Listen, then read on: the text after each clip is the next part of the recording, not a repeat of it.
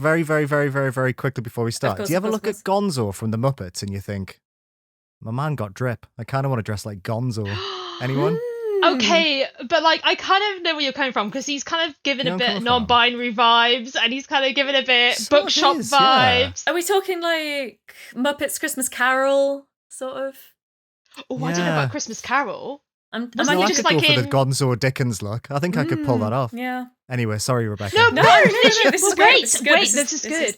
Yeah. Okay, but like, what about Muppets Treasure Island Gonzo look? He's got the hoop earring, and I I've haven't always seen that suspected in about so him. long. I really ought to watch What? it again. Does he really? I think he has a hoop earring in that. Well, we've got a little like cold open now. Oh, so that's it's good. giving Oh, yeah, our yeah. flag means death. It's giving that. Ooh. It's giving gay pirates. Pirate? Oh, gay pirate. Okay. All right, no, I'm not gonna let you sidetrack me. I'm not gonna let you sidetrack me into a discussion of our flag means death. That is not how we're doing this No, today. sorry. Ooh, are we drifting? Drifting? I promise to keep order, and I'm gonna try to That keep was my order. fault. Okay. I apologise. But who's the little rat? Who's the rat? Would you? In general, I think I give off big Rizzo energy, just as a person. Rizzo. Yeah. Yeah. Kind Oh, of you like- weren't asking which of us was the rat. You were asking what his name was. I was asking what I mean. and Yeah, I was like, gonna me. ask you. It's me. It's me. It's kind of like a nervous, anxious, vibrating energy. Yeah, me. I think that's all of us under the right circumstances. That's a good point, actually. Yeah. Yeah. It's almost like that's a big part of why we became friends.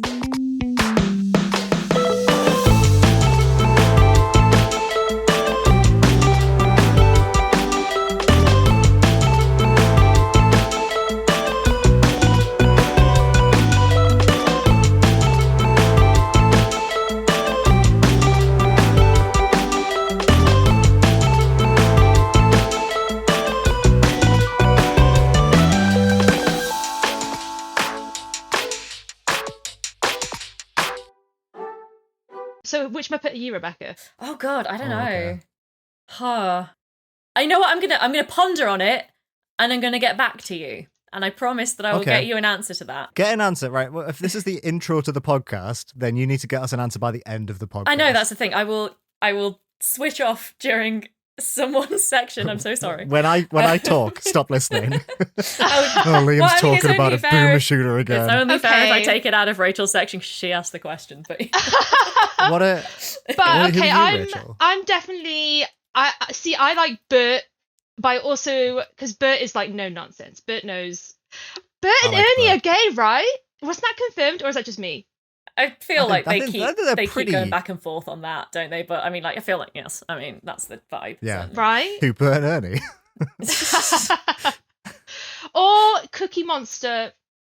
Cookie Monster's a vibe, but I don't Okay. think there's a lot of them. There's Oscar the Grouch. I forgot about that. The bin one. You're not There's- Oscar the Grouch. You're too. I'm just like, naming them now, but thank you. Sparkly. Oh, okay. You know, There's- actually, I know yeah. which one I am. I know which one I am. I've got it. You know Okay. how in like Muppets Christmas Carol, there's like a bunch of little Miss Piggies and Kermits that are like. Oh, yeah. Yes. I'm definitely one of them. I'm like the Miss Piggy that is like, oh, I came home for Christmas, even though I'm like, Oh. yeah, that's me. That one's me. Oh, that warmed my heart. Yeah, that's adorable. Do you want to hear my Kermit impression? Okay. Absolutely. Heidi ho, Kermit the Frog here. It's so That's bad. really good. Oh my god. Right. Is okay. Kermit here in the room with us? Shall we talk about independent gay?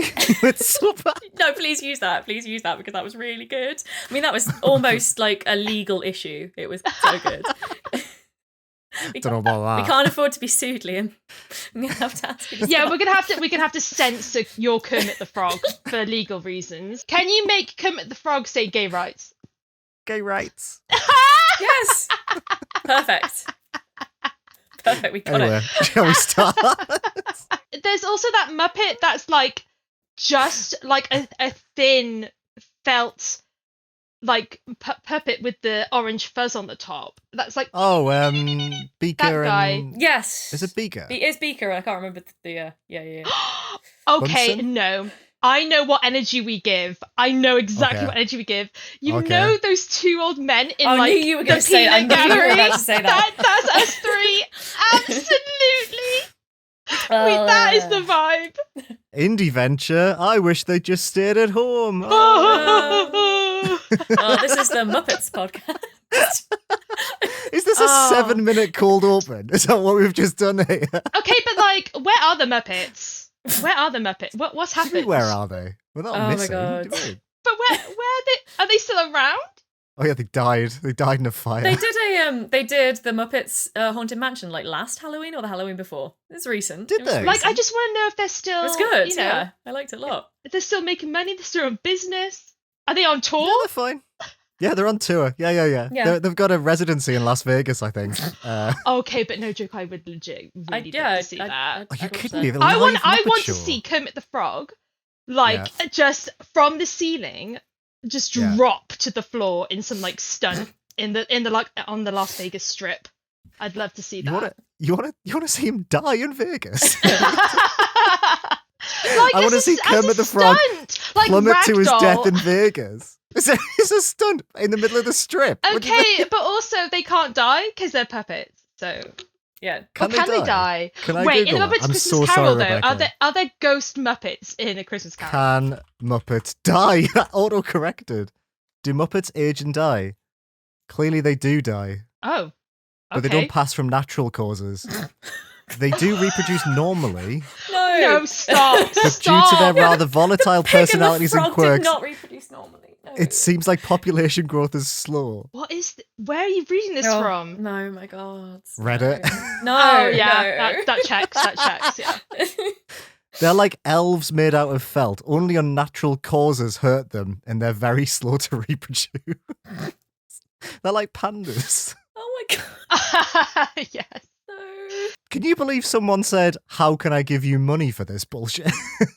Yeah, people love this. People Why? really love this. Like, oh my God. How's that for a setup for the intro, Rebecca? I feel like almost sort of like the time has passed for the intro, but also like we do need an intro to actually say who we are and what We we're need to do doing the here. intro. Oh my God. This is future Liam's problem.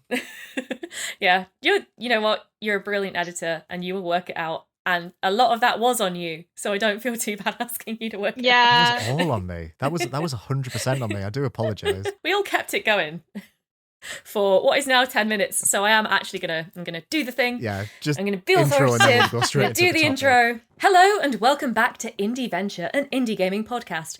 Every fortnight, 3 individuals get together to give you the indispensable lowdown on indie gaming recommendations, ranging from indomitable showstoppers to indulgent personal favourites, and even, dare I say, some games that might be considered slightly indecent. Find traditional games media a bit too indigestible with its focus on AAA titles? So do we, which is why we industriously set out to create an independently minded index of the best indie games we've ever played. My name is Rebecca Jones, and I'm joined as ever by my lovely friends and co-hosts Rachel Watts and Liam Richardson. Oh, I'm sorry, did you just casually write a better intro than I wrote for episode 1 for episode 3? You kept that under wraps? That was amazing! What the fuck, That was mate? just some weird bullshit. And the next line on my script is inevitable chatter about what I just did, because I knew that it was going to Incredible. be weird. Oh my God. Let me talk about the fucking Muppets for 9 minutes. And you had that in the barrel. In your back pocket, My God. whipping it out. Oh my God. So yeah, Incredible. this is Liam and Fucking Rachel, hell. everybody. Hello. Hello. Hello, new Hey. listeners. Blown away by that. Yeah, hi, new listeners. Bloody hell, mate. That was good. Yeah. Okay, so that was a bit of silly fun, but actually it does lead me into the icebreaker question that I've prepared for this episode. Oh, you're so on it. I love this. I try to be hello. on it. We've I try to be on arrived. it. We've I don't arrived now. So that was inspired by a scene I really like from V for Vendetta. Great movie, great book, not much to do with each other, but 2 of my favourites anyway. And every year around 5th of November, which is not too long after we're recording, I tend to rewatch V for Vendetta because it's one of those things that you kind of get into. Ah. I was thinking about it. I was like, is there anything that we all like rewatch or reread or replay every year? No. Does anyone else have a thing they go back to and back to and back to? Yes. For Okay, me, please tell every me. autumn, I rewatch a cartoon called Over the Garden Wall, which is Oh, autumnal I've vibes. always wanted to see that. Yeah. It's amazing. It definitely is called Over the. I always think it's Yeah, probably it called is, Beyond it is, the yeah, Garden yeah. Wall. It is Over the Garden Wall. Yeah. Yeah, So it is, yeah, that's Awesome. the one for Wow, this will tie into the theme of the podcast, this episode. But like, yeah, those autumnal vibes, very like like crunchy leaves, pumpkin heads, kind of creepy. But yeah, that's a great question. I How love have I that. never So that seen this? one- It sounds so good. I will have to put Incredible that on my questions. watch list for this autumn. Yes, because that you sounds can so honestly. good. Episodes are like 20 minutes long. You can watch the whole thing in maybe like 2 hours. Like it's Ooh. the same amount as like a film. Yeah, it's What's like what's it available on? Is it on anything that I might I'm have not access sure. to? I'm not I will sure have to 'cause look this up. Yes, definitely look it up. It's very cozy vibes. You know when Elijah Wood isn't something, you're like, Oh, this okay, guy fair knows. Fair enough. He voices Wart the main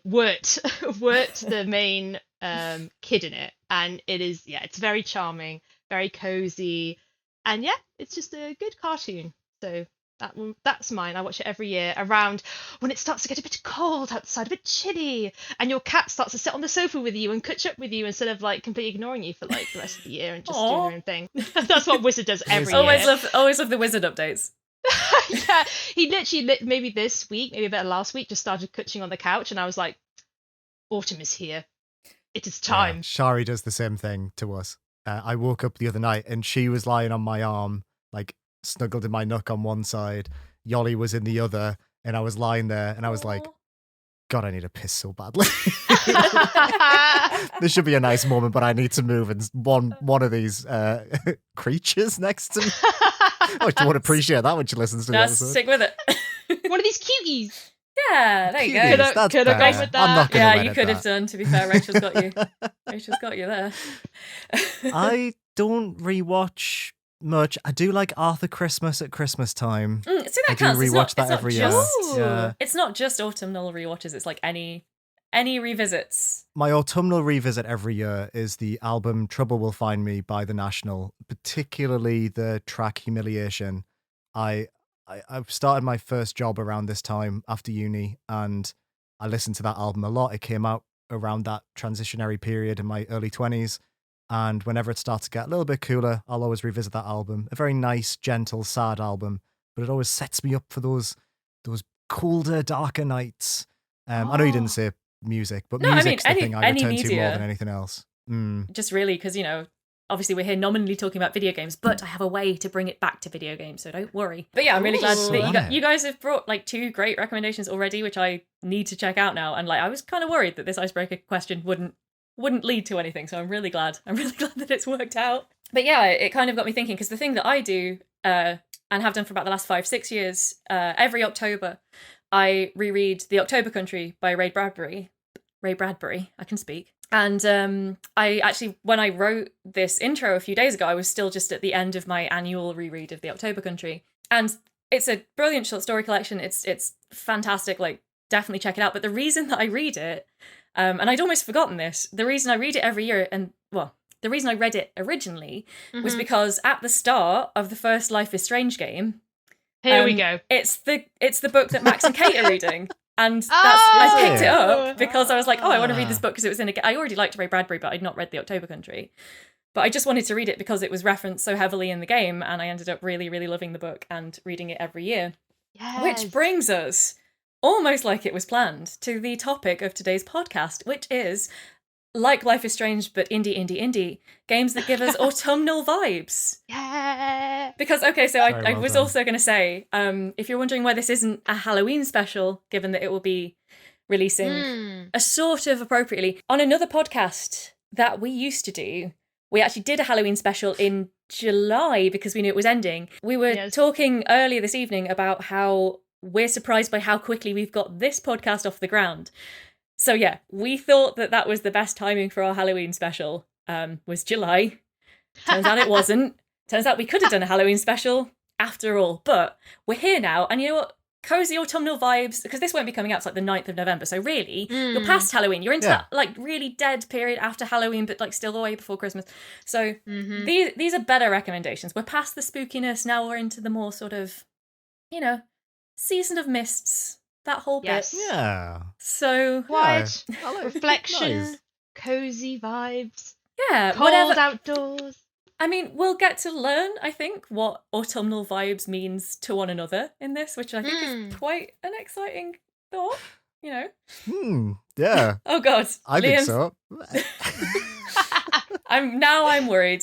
It's gone from like, oh, I wonder what everyone's brought to okay. To incredibly I creepy. think I've stretched the definition of what autumnal vibes are, but yes. You know what? Actually, that's the thing though. That's what's lovely about autumnal vibes is what does it mean to you? That is the question. Yeah. No, I like it. Yeah. Like Ray Bradbury's book of short stories. This will also be an eclectic mix Yeah, of exactly. narratives and insights into the human soul. Nice one, Liam. Thanks. I'm full of bulgur wheat and I'm very tired. Oh god. Okay.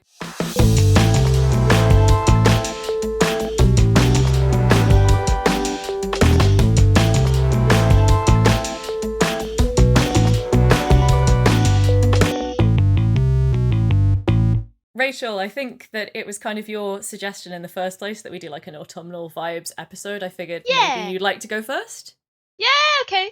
So I guess when we were thinking about episode ideas for the podcast and autumnal stuff came up, I think it's like, for me, it's the point before December and the rush of, oh god, I have to play every game of the year potential, every indie people have been chatting about. So before that kicks in, it's like I like to kind of cozy up, because I just, gaming in the summer is disgusting. It's awful. I hate it. I hate sweating. I hate being I hate just like being near like hot equipment that's like, and your PC's like chugging along, and I'm just like, I'd much rather prefer the cozy vibes of like, definitely like Steam Deck, Switch, in bed on the couch, maybe like a TV show in the background, like not one that you like be paying too much attention to. And so for me, like, it's not about like new games. That's for December. It's a kind of like about what is like cozy in the moment. So the one that I always return to is called Wytchwood.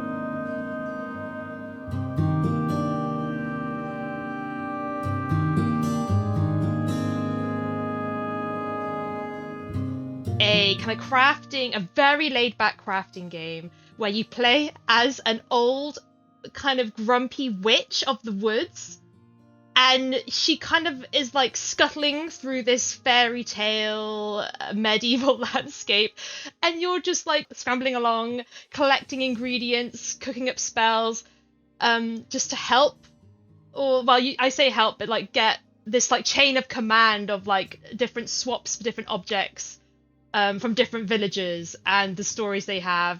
And this old woman has no time for your shenanigans. She is business only. She is such a fun character to play as. She has this like bucket helmet type thing with like her yellow eyes peeking through, and it's got horns. And she's just scuttling along, and it's just a very laid back autumnal vibey crafting sim where there's a kind of story, but ultimately you just want to play as this very grouchy lady who doesn't take any shit, and she's just making magical spells and potions in her witch's hut. And so yeah, I was like, that's the perfect autumnal game for me. I mean, I love games where you play as witches, but like this witch, she's like my kind of witch. It's a very bog wench. It's very kind of like, I want to be alone in the woods to live my life. I don't need nobody. I just need me and the forest creatures, essentially. It's like reverse Snow White. She's like a badass. Reverse Snow White is a great idea. Right? It's like, oh, Snow White got really old. She was like, I've had enough of men. No seven dwarves, no Prince Charming. And she grew up and she just lived a life of solitude and became like a witch bitch. So yeah, absolutely. I like it. So yeah, this game is very much cozy. It's very much Switch. Oh my god, it runs so well on the Switch. You can just like cozy on the couch, get a cup of tea, and just play this very laid back game, which you don't need to put like a lot of effort into, as you have, I don't know, Over the Garden Wall on in the background. So yeah. What is it about crafting games and autumnal vibes? Yes. It's so Yeah, spot on. that's a good question. Like, what is it about the act of creation the quiet act of creation that reminds us of autumn. Right. I mean, yeah. It's like activity, isn't it? It's like something that you do inside. It's like something that, I don't know, crafting for me, like knitting is very much like, that reminds me of autumn. Just doing something for you, because that's the other thing as well. Like towards the end of the year, you're kind of like reflecting on stuff, and it's kind of like you're thinking back on the year. It's also, you're kind of like slowing down in a way. I was gonna You're like say, gathering, actually, you're foraging berries for the long winter. I'm a squirrel in this situation. as we all do. But actually, the point you make about the pace is really good, because really good. I can't speak today, which is not a great idea to come and record a podcast. Girl, but yes, you can speak today. where That we intro. are. Yeah, we heard you speak. God. You were spitting those rhymes. I You were can coming read out with all aloud. sorts of. You were rapping. Yeah, the person 9 days ago, or whatever it was, who decided to write that when they were feeling a lot more with it. Again, past me, set me up well. No, it was like you're saying about the pace, because like I do think it is the sort of reduction, the slower paced gaming. Because I was thinking about this actually when I made my selection. My selection is quite different from yours, spoiler. But I was thinking, like, over the summer, I will play the shooters. I will play the action games. I do not want to play those games when it's dark when I get up and dark when I finish work. I can't, like, I get a lot of eye strain around this time of year, so I think that's part of it, but it's also just the fact I'm not in the mood for it in the same way that I'm like when you've got a really long evening and you're like, right, I can sit down and like it'll still be light at 9:30 tonight, and I can go out for a beer on the garden after a couple of hours with like That's a very really good point, in-depth yeah. like in-sim or something. And yeah, so I think this is like, I mean, obviously looking at Wytchwood on Steam, that's like the color palette and everything about the way it's presented is so autumnal, but I think it's a great pick because there's that aspect to it, but there's also the fact that crafting games are, to me, just like so inherently autumnal. Yeah. So cozy. Guess what I did with that game, Rachel? Do you want to guess what I did with that game when I looked at it on Steam? Did you wishlist it? I tell you what, unfortunately for our listeners, So did the sale will be over, but it's only £4.60 right now. It really is. Because it's part of Oh, holy shit. Yeah, so absolutely. I would see, as the thing with Switch, they never have they don't have good sales on, but I would recommend, you have a deck actually, don't you? You have a Steam Deck. Ignore me. Yeah, both of us do, yeah. Ignore me then. Absolutely catch up with this with a duvet. Because the other thing about this, very quickly, is it doesn't require too much attention. It's just task ticking. So a lot of the time it'll be like, oh, I need to make this creepy potion, so I need this plant, this mushroom, and you just go these different areas, pick them, make it, give it to a scarecrow. The scarecrow's like, hey, thanks, and then cool, on to the next thing. Like, it's very like, if you're looking for like a story, there is like a little one, but ultimately you're just kind of, I love the way she runs. She has this cape on and she kind of like scrabbles along with her arms out, and she's got chicken feet as well.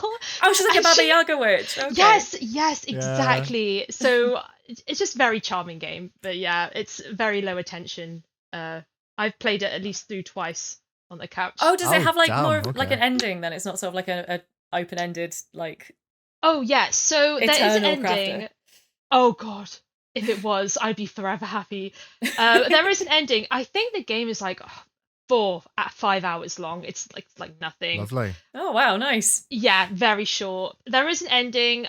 I can't remember exactly what she's doing, to be honest. I think she wants to open a door, and so she needs to. There's like a goat that's guarding a gateway, and you need to get him items, and it's like kind of like that trading system. But honestly, I don't really remember. That's not the point of it. Yeah, I just remember her character is very endearing. She's like super nice to kids as well. She hates everyone else, but she's quite nice to children. Aw. Or well, she's not like nice, but she like tolerates them more than older people. So she's just really cool, and yeah, it's a cute cozy game. Great recommendation. Liam, I really want to know now. Yes, You've got me you set very it up. curious. As those long winter nights begin to settle and the sun sets earlier and earlier, and we retreat into our homes and we close the curtains and we stare into the log fire and we think of all the terrible things we've done in our life, I like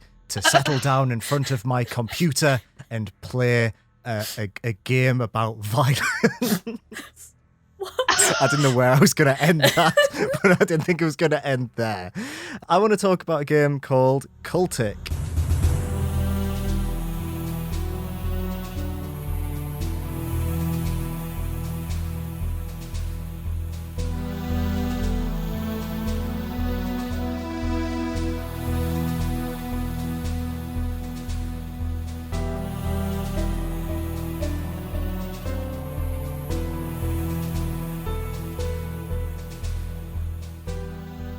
by Jassos Games, which I believe is sole Ooh. developer Jason Smith.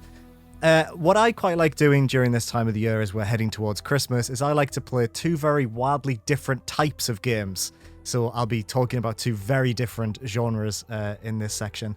Cultic is a first-person shooter. It's a retro-inspired 90s style shooter. We all know how much I love those.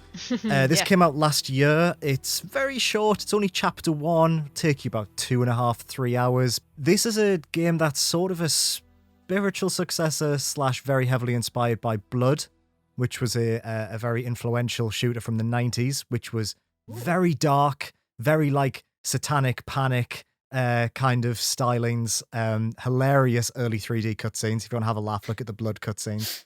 You play as a journalist who's investigating a mysterious cult.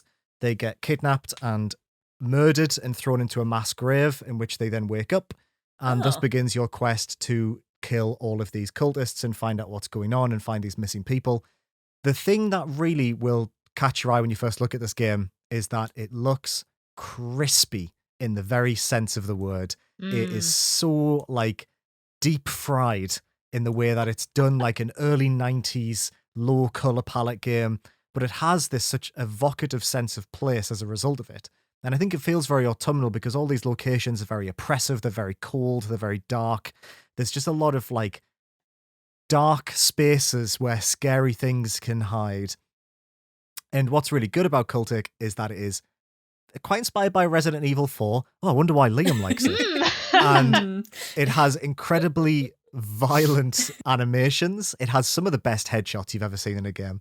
Oh my God. The guns are very snappy, very weighty, very powerful, very punchy. And when you get a headshot, I mean, those heads pop like water balloons.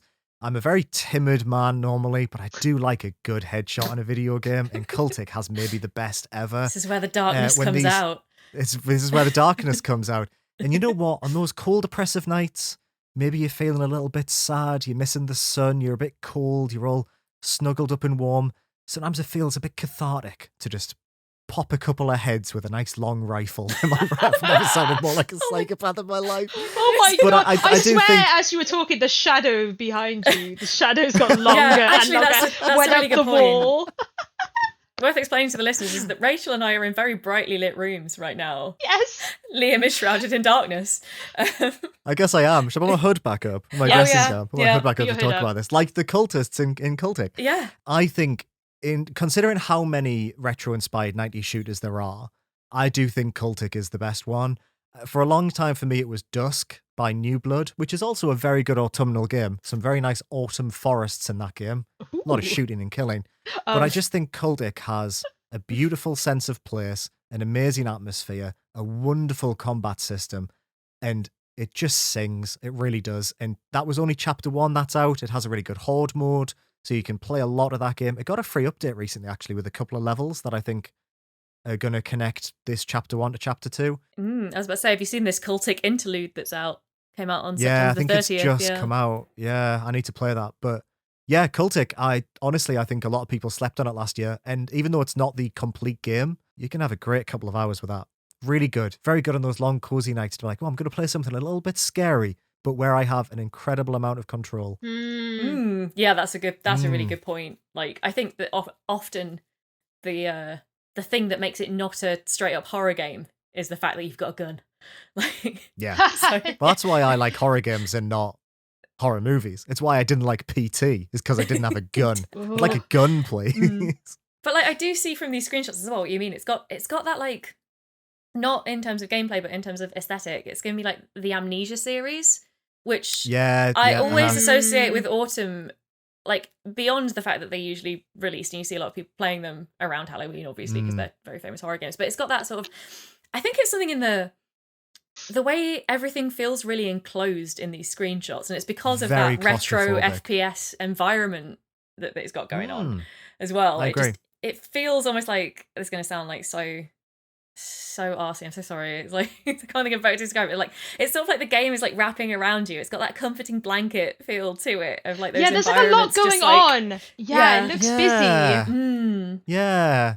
But it's also very quiet and very solitary when you're walking around these huge empty spaces that look quite it almost gives the sense of like not being real as well. There's like this feeling of disassociation as you walk around these empty spaces that aren't quite earthly, even though it's very much grounded in reality, and you're in like these big mansions and these horrible mines, and the enemies that are attacking you are largely human, but it doesn't quite feel like you're in a nightmare. It's what it feels like, and it's good. I don't know. That just feels very wintry and autumnal for me. But okay, but like cultists in general do feel kind of autumnal though, don't they? Do you know what I mean? Well, because they're all cozy and they're wearing autumnal colours as well in their brown cloaks, wouldn't you say? Yeah. Or the fire, very cozy. Cults are very autumnal. Rebecca, we were talking about like stuff that we do every year. I mean, I go to my local cult and Who doesn't? out in the woods, round a bonfire. Yeah.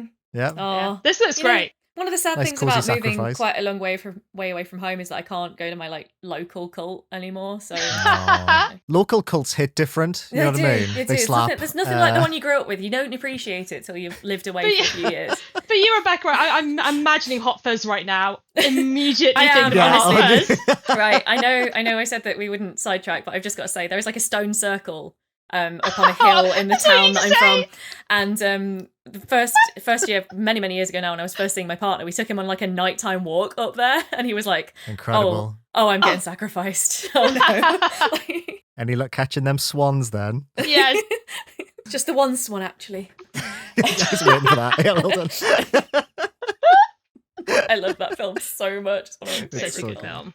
So good. All right, Rebecca, that brings us to Alright. you. So yeah, actually, my first pick, and I'm going to do both my picks together for reasons that will become apparent in a minute. My first pick actually came out of what we talked about in the last episode, because we were talking about Underground Blossom, the new Rusty Lake game.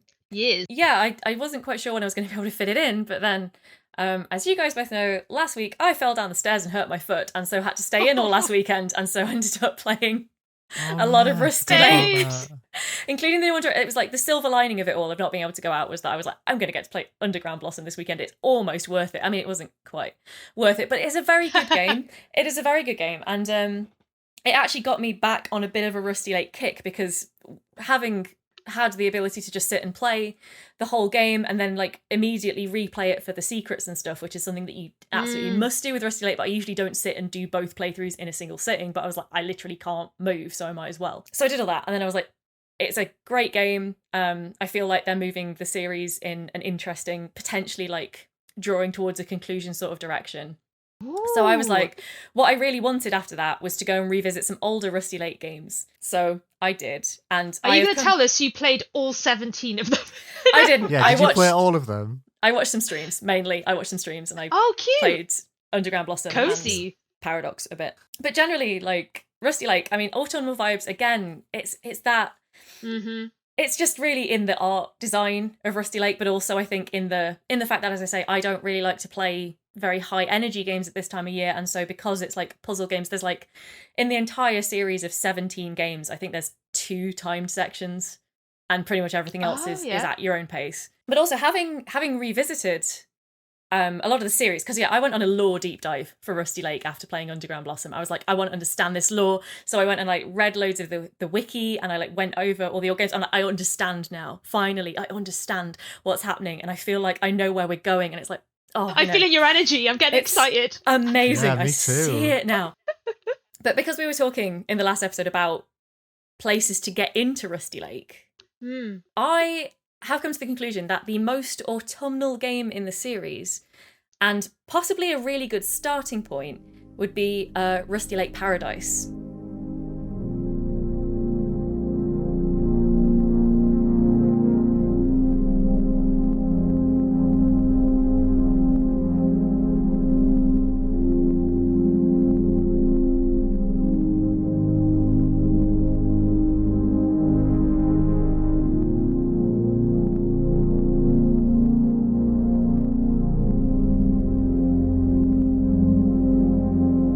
So, although this is as ever, this is the Rusty Lake podcast. This is a recommendation for Rusty Lake generally at this point. If there's one game to focus on for this, rather than just go into Underground Blossom again, I would like to talk about Paradise. One reason that it's a good one to start with potentially is because chronologically it is the earliest game. That means almost nothing in terms of Rusty Lake because it's about time travel, among other things, so I wouldn't stress too much about it. But if you wanted a place to start with the series, chronological beginning makes as much sense as anything. And I do mean that it makes as much sense as anything, which is not much. But also, the thing with Paradise is the way it looks. It's extra autumnal because if you're familiar at all with the art around Rusty Lake, it's a lake that you see a lot, and there's the island in the middle of the lake, and then there's a sort of town on the edge of the lake. Paradise takes place on the island in the middle, and there's often this like pall of mist over the island. The game is set in I think it's like the late 1700s, so it's got that kind of like they're also like this Puritan cult actually, now that we mention it. There's a sort of, like Puritan cult on the island. Yes, it's like isolation, and it's got the weather and the kind of like the withdrawn sense of everyone being like quite insular in that way. And there are a lot of games in this series that are literally themed around seasons and autumn, and yet still somehow I kept coming back to Paradise as the one that I thought best conveyed those autumnal vibes. Is it cozy? I think puzzle games are cozy inherently. Yeah, I think so. Yeah, I think it's cozy. So yeah, but yeah, guys, seriously, ask me about Rusty Lake. I understand now. It's amazing. Galaxy brain. Exactly, I am that meme. There's something, I feel like with this pick as well, there's something inherently autumnal about a short game. It's a puzzle game. It's kind of creepy. It's very like kind of abstract unless you're back and you know everything about it. And you're like, oh my god! But it kind of feels like a dream almost as well, and that's very surreal. Autumnal. Very surreal. This is a good pick. So wait, you know everything now? Oh, I wouldn't say I know everything, but I understand the connections now. I have put in the time to understand how everything connects, and I know as well what parts of the story are still missing, which I think is a really important part to understanding where they might be going with it next. Which is very exciting. Okay. Exciting. You're like Charlie Day with the... Yes. Oh my god, definitely. Carol! Yeah. If we'd spoken at length last weekend, because I know you guys were both quite busy while I was sat at home doing my Rusty Lake crazy board, you would have heard a lot about it last weekend. It all connects you with your red thread. Yeah. I understand everything. No, I don't understand everything. I understand. This is a great pairing after what you said in the last episode, though. Because last week you were like, you can start from anywhere. It's a circle. You definitely can. You can start but from actually anywhere. The circle is completed slightly for you, which I think is really interesting. That actually makes me more compelled. I really want to play them, but knowing that if you play them all, you've now reached a point where you're like, I see it now. I get it. Yeah. Like... Played that them all, really and makes me want to do it. I should have made liberal use of the fan wiki and TV tropes to like bolster my understanding of some very weird and abstract bullshit, and I say that in the most affectionate way possible. I love a bit of abstract bullshit. Yes, right? I mean, we're all Twin Peaks fans. We know what the deal is. We do. Twin Peaks, very autumnal TV show. Am I right? Yes. Again, it's that sense of mist. Mist is the most autumnal weather. Like, Mist is very autumnal. Change my mind. And it's like lone towns where creepy things happening is very autumnal. So that's this in Twin Peaks as well. It's very like isolation. Oh, it's getting very spooky. Very spooky. But that is autumnal as well. Spooky is autumnal. Yeah, it is. Yeah. I was just going to make, this is a very, very late at night weird thought.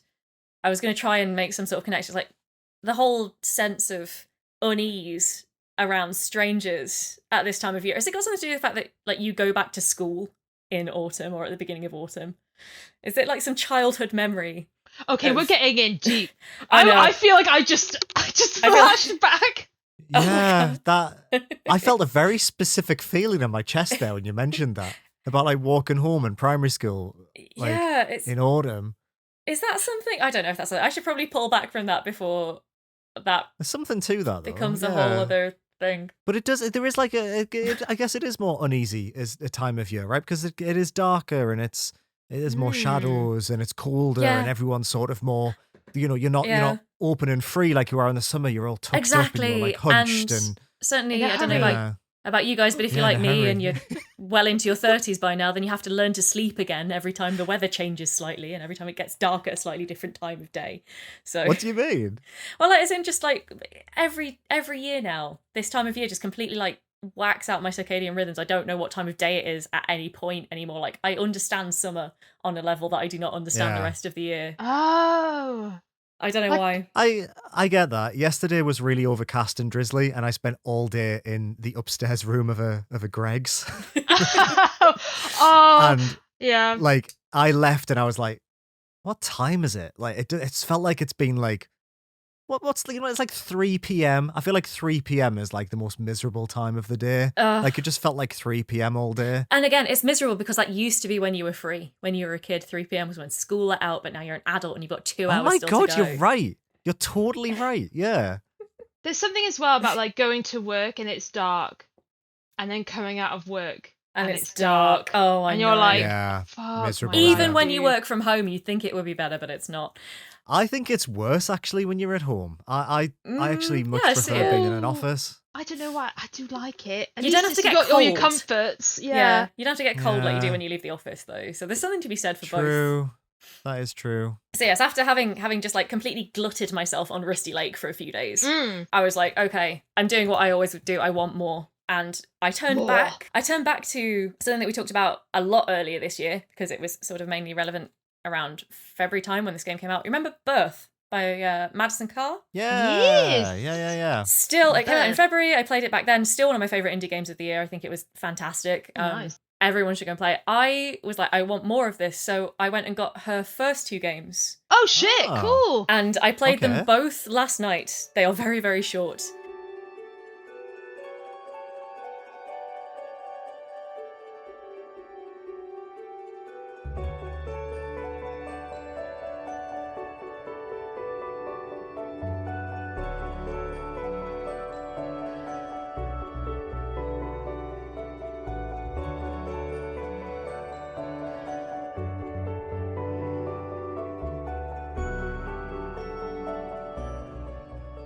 Wow. Okay. How did So- you find them? They're Yeah. yeah. So yeah, they're both just on Steam. Whimsy is free to play. That was her first one in 2019. And Landlord of the Woods was 89p in the UK. I think it's 99 cents if you're in the States. Came out in 2021, and I will say it has made me appreciate Birth even more because they're wow, both okay. good, but Birth is so like Birth immediately came out as one of my favorite games of the year and still is like 8 months later or however long it's been since I played it. Oh yeah. And I know that she got the Wings grant to finish that. And the little bit of extra polish is, you know, it's just so good because like Landlord of the Woods and Whimsy are both really good games for what you pay for them. For what you're paying for them is like 89p for both essentially. Like cannot fault, you know, how well produced they are for a solo dev game that you're basically playing for free or near free. But yeah, Birth, just that little bit of extra polish and like so good. But you can really see the beginnings of Birth in these 2 games. Like I like, love her that. style is so like Whimsy is kind of like a little different. It's a little more simplistic, it's a little more fairy tale. But by Landlord of the Woods, she's really settled into that whole.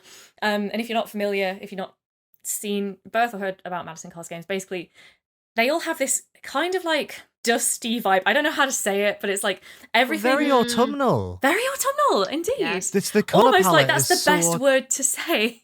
Yeah. But yeah, everyone is made of like bones and rocks and twigs and like autumn leaves. Everything has got this slightly grisly, past its best and used, but still quite charming look to it. And that kind of just that feels like this time of year, doesn't it? As well, it's just like everything's starting to sort of decay Ah. a little bit, but it's still Oh my god, yes. And, like, because that is the word for her games, right? Decay. exactly. But the themes of her Yeah. games are that like things that are if you don't feel like you're at your best, you still have value. I think is like a very central theme to the work that she's putting out, and so obviously it underscores the themes really well. I would say as well, having now played all 3 of her games, Birth, I think, carries that message the best. Yeah. Ooh. Because with the other 2, and I do think they're both well worth playing. It takes about 45 minutes to finish each one. Like, I don't want to give spoilers because it's just so worth playing. Mhm. Both of them have this little seed in them of like something kind of like mean and cruel, and like that's part of what she's saying. But with Birth, it's a lot more uplifting at the sort of denouement, even though it's still got that grisliness to it. For absolute clarity, I am not accusing this creator of being mean or cruel in any way. It's just the way that she kind of like she puts these stings in her older stories that kind of have this like unsettling feeling to them, and Birth is a lot more gentle in the way it unsettles you. Let's put it like that. But yeah, amazing. I just went onto these because I was like, I want more like sort of Rusty Lake-esque puzzles.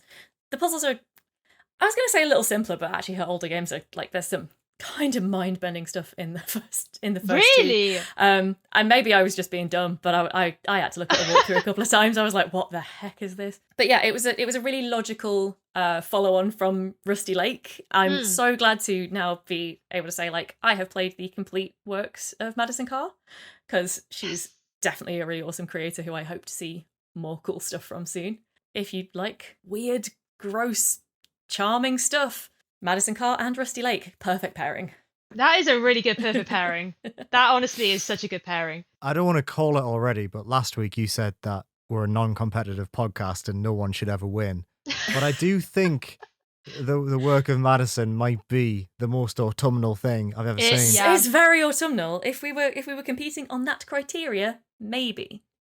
Madison Maybe. would absolutely be number one for sure, without a question. I love what you've just said about how there's something there's a seed of cruelty in the game, and I think that is so hard to get right. There are a lot of games that are very cruel in a way that's very messy and mean. Like, you know, GTA is a very cruel game in a way that I think is just not handled in a way that's very eloquent. Yeah. And I think it can be very hard to use cruelty as a means to communicate something, especially in an interactive piece of fiction.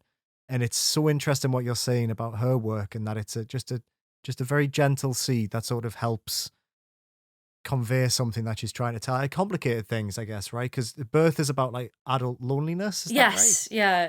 It's about. Yeah. So yeah, Birth is about the feeling of isolation if you've perhaps moved away from family and friends to, you know, for work or whatever. Landlord of the Woods is similarly. I feel like those two must take place in the same world, because the art style is like so Very consistent. Landlord of the Woods is about feeling like your peers have overtaken you in attainment, which is also a very, you know, very relevant experience for a lot of people. I don't want to be like, oh, we're all millennials, we all know, but I feel like maybe we are all millennials and we do all know. Well, we all are here, so in this trio we can say that very comfortably, can't we? So yeah, there's it's dealing with some heavy themes Yeah. in a very surreal way that almost makes it feel lighthearted. But I do think it's like I say, all three games are good. I played them in reverse order chronologically. You could I feel like that's a good way to appreciate how she's grown as a creator, but if you played them from start to finish as well, you would just see that development, and it would be really, really good to see it from that angle as well. Because like as I say, I don't want to like seem like I'm doing down these other games, because all three are very good, but like with Birth, you see the polish, you see the fact that she had, I read an interview with her yesterday about this, and she like was able to work full time on that thanks to the grant that she had. And so it's just got extra technical polish, like the story hangs together and comes together in a bit more of a graceful way without that need to be like shocking about the way some things come out. And I was just like, oh yes, but all three are perfect autumn games. Yeah. Hell sure. yeah. Very good. Madison Karrh. Madison Karrh. Did you guys meet her? Am I misremembering Yes. that? She was at PAX. We did. It was a lovely moment that she came over to you and she was like, "Are you Rachel Watts from Yes. RPS?" And you were like, "I am." And she was like, "You were so nice about my game. Thank you." It was lovely. She was really nice, really canny. She was repping Animal Well, which was quite interesting. Oh, okay. So she yeah, obviously she still was, does. wasn't she? She does.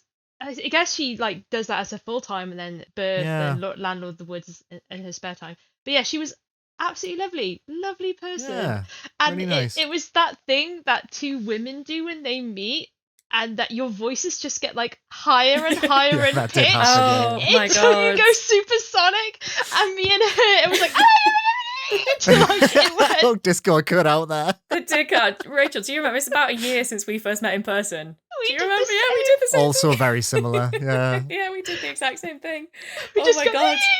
you just go. You can't help it. Your excitement just keeps going and going. And I going. know. I just feel like, because we were there with Liam and with a few other pals, and I just feel Yes. like what they saw was the two of us who'd never met before that day disappear onto the show floor for an hour and come back best friends. It was like Yeah, it was very nice. A very intense, speed friendship. It was an instant click. It really was. Aw.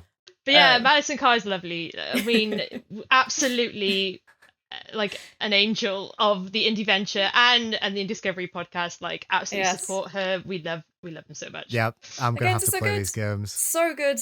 One of my favorite PAX memories was when we were in the hotel at East earlier this year, and Madison was in the lobby, and she was like, "Oh, hi you two, how you doing? How you getting on?" And we're like chatting to her, and we're having a chat, and I think you two were having a little chat about stuff, and I just looked to my left, and just Donkey was stood there, Oh, yes. just waiting patiently for Madison to finish, and I was like, "Oh, well, there's Donkey." Anyway, best be off. Lovely to see you, Madison. It was so bizarre.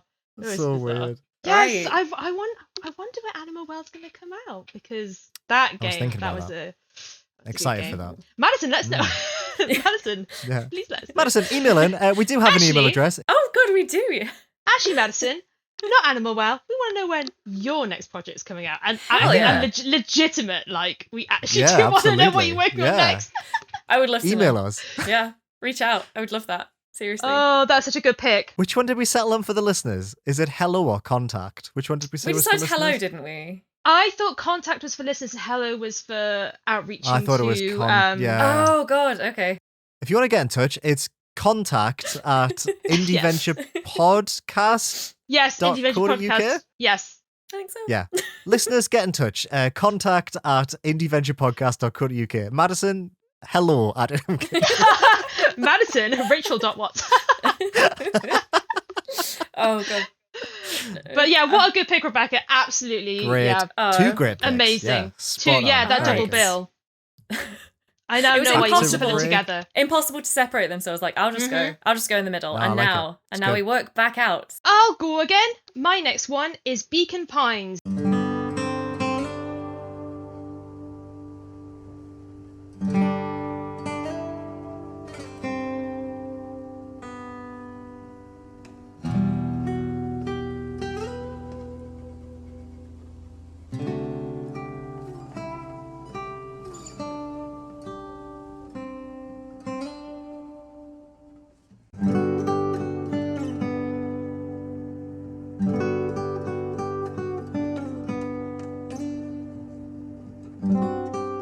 We talked about Fellow Traveller last episode, or was it the episode before?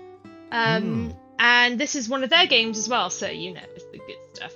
It is kind of a bit different than my other one, kind of similar to you guys in terms of this is my creepy but cute alternative, because for me, I can't let things get too creepy because I get scared. So I have to have something that's like a little bit cute and a little bit creepy, otherwise, I don't know. I need to. Oh, I was going to talk about Alan Wake 2, but another time. Have you been playing it? No, but I want to know the difficulty settings and the accessibility settings. I want to know if they're the same as same. Control, because I really want to play it, but as someone who can't do horror games, Same. I need like a god mode, or I need some sort of limitless bullets so I can play through it. And I don't know, because Control had all those options, which is really great. So I'm hoping that It Alan will. Wake Surely if 2, Control that's what I did. thought. But Yeah, just they before patched- I Well, dropped yeah. 40 quid on it, because I don't. Yeah. Well, no, it'll get added to the Epic account tomorrow, though, won't it? Because Epic are publishing it. Oh, It'll shit, definitely yeah. go on our press accounts tomorrow. That's what I was thinking. I was like, oh, yeah, let's get I Alan Wake totally tomorrow. forgot about that. So good. Oh my god, I'm playing that shit. Absolutely. Yeah. Autumnal game, Yeah, same. number 4. Alan Wake 2. Yeah, Alan Wake 2. Notable indie game. Alan Wake Oh, Wake 2. God, 2. no. I thought I was meant to be the one who got us all sidetracked into AAA. No. By the way, side note, Rachel, if you want to know about accessibility settings, I think there's something going on the. Do you follow? I think he's called the Blind Gamer. He I don't does know. a pretty Might? thorough accessibility rundown. So Because that's the thing, a lot of reviews. Steven Saylor, I think, yeah. Oh, I do follow them. I was looking at reviews, and not a lot of reviews. Some of them have accessibility settings, sections. Yes. But I just need, just if for you me. want I he need to know. was like collating reviews that did mention accessibility in Alan Wake 2 earlier today, so maybe that's worth checking out if you want to know. But I would also say they did patch the accessibility into Control after like a year. So, Oh, did they? I mean, you'd hope that they would learn and just do it on release, but I also appreciate that people are under constraint, and Yes. deep accessibility might be something that comes later. But I'm hopeful because of Control that it will arrive. You'd think. Be Yeah, like, I think so. But- Because they got okay. a lot of praise for that. Yeah. Anyway, well, this fingers is crossed. Yeah. by the by. Yes, so Beacon Pines, it's kind of a lot about what we've touched upon earlier. So like isolated village, a group of characters who are like kids as well, and when you play as like a group of kids in like a creepy setting, it's very Stranger Things. But I was actually about quite to good. say Stranger Things. I love Stranger Things. I'm listening. Actually, no, yeah, you're right. To be fair, I really enjoyed the first season, and for me, I just kind of was a bit meh on it. But I was very. I apologize. I apologize to what are Stranger hold Things on. fans called? Steve Harrington's boys. That's what I refer to myself as. My beautiful, beautiful son, Steve. I want that man to be my dad. I Oh want my to God. carry me in his That arms. hair, gotta be said. No, The don't hair is get beautiful, don't get man. me don't get me Heavy started on hairing. this, because then it will become like Okay, sorry. Eddie Munson fan cast, and we can't possibly like Oh yeah, as I do that. Yeah. we can't go down that route. Okay, so yeah, it's very Stranger Things. A bunch of kids who are all very cute anthropomorphic animals kind of stumble on this mystery in their small town, and I was like, okay, cute. I don't know in terms of how scary it's going to be, but I'm in for some little creepy moments. But there's, I think, about half an hour in, there's a moment where you stumble upon a building and someone's coming out, so you and your friend hide in like a waste bin, like one of those big trash, Like a not dumpster. yes, Yeah. a dumpster, essentially. Yeah, you hide in a dumpster, and you're like, oh, this is kind of scary, like hiding. And then as they're like in the dumpster, they're realizing they're standing on something squishy, and you're like, okay, what is that? Oh, no. And they realize they're standing on like a corpse wrapped up in like Oh my a hazmat suit. And you're like, oh, okay, it's that kind of creepy game. Like, Oh yeah, my it's God. very, Wow. yeah. So that's where the vibe is. It's very cute and adorable, and also, but there are some, and it gets creepier. There are some very creepy moments, unsettling moments in this game. Like, yeah, it's just a bit. It's very autumnal. That's in that sense.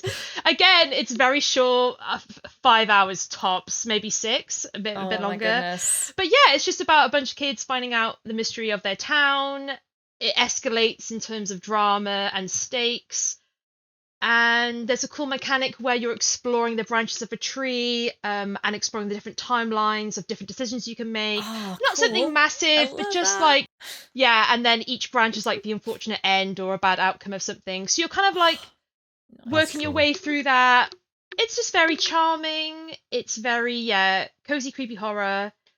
Yeah, it's really good. When I first played it, I was kind of just like, I wanted to play like a good game. I was like, I know this is going to be good, but I found that it's very rich in terms of like the characters are great. Even the way they speak, they make really like adorable noises. It's not like voice cast, but each character's different sounds. There's a lot of detail, like attention given to like stuff that you wouldn't necessarily think about. It's just a very crisp, clean, well-made game. Attention given to the story. The characters are great. Like, yeah, I was very surprised. I don't know why. I thought it was going to be good, but it ended up being like really, really That good. does sound, and looking at it on Steam. Like, do you guys must get this as well. You know when you hit that point when we're recording where you kind of want to wrap up the recording so you can go buy and play a game? Yes, yes. Well, I don't have my Steam open when we record, so I have to, because like I don't want anything to break. Oh, that's fair. I want I've only got minimal the- applications open as possible. I have the store open. I don't have the Yes. the launcher So open. I have the. I need to store. remember all this, Yeah. the stuff we Yeah. talk about, and I get to a point in the podcast. I'm like, I need to remember this, and I'm just like tapping my forehead, like remember these games. This one does it. I mean, like genuinely though, I would play that right now. Were we not otherwise occupied? And I think that the thing that I'm enjoying about it, like as our resident person who is so obsessed with Animal Crossing that they literally they found a reason to write a news article about it today, like a good 2 years after it was last relevant. Hell yeah. The thing that I am appreciating about this, like immediately the art style kind of put me in mind of like, oh, it's a bit of a like creepy Animal Crossing. It's got that kind of vibe with the characters. Yeah. I've seen games that try to do creepy Animal Crossing and they get a little bit lazy with it.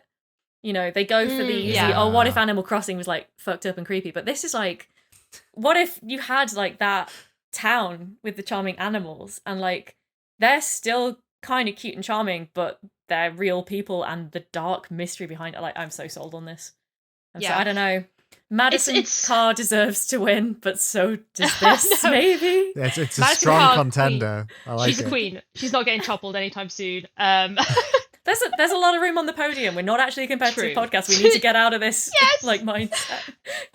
I think with Beacon Pines as well is that you're right. I've played a couple of games that are like that, and it's very much like bleeding from the eye sockets. It's creepy, and okay, that's scary. Glitchy game is creepy. Yeah, right. This is a bit more like unsettling. It's just a bit like ooh, something's like kind of amiss here. But also, I don't know, because they're kids.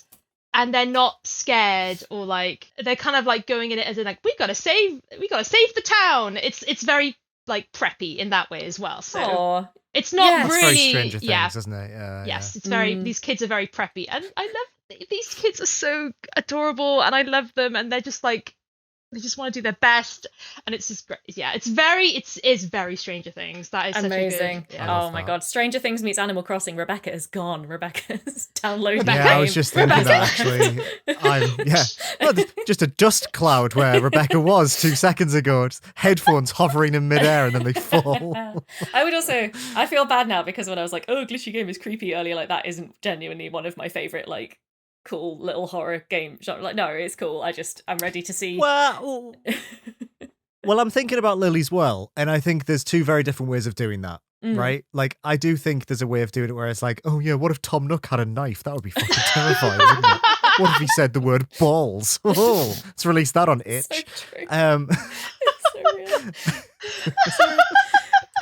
But like, you know what I mean? Like glitchy, scary. There's still very lots of fun ways of doing like Doki Doki. I was right? about to like, say Doki Doki Literature Club. Exactly the reason I'm probably into this in the first place. But as well, total side note, not going to dwell on this because I'm not trying to eat into everyone's time. But they added a mini like side story to the latest Monster Prom game that literally is what if Animal Crossing but a fucked up glitchy town, and it's actually really spooky. So cool. I don't wish to talk down. It can be done well. I've also just seen it done, as you say, kind of like the sort of Roblox style, a bit jank, a bit shock for the sake of shock.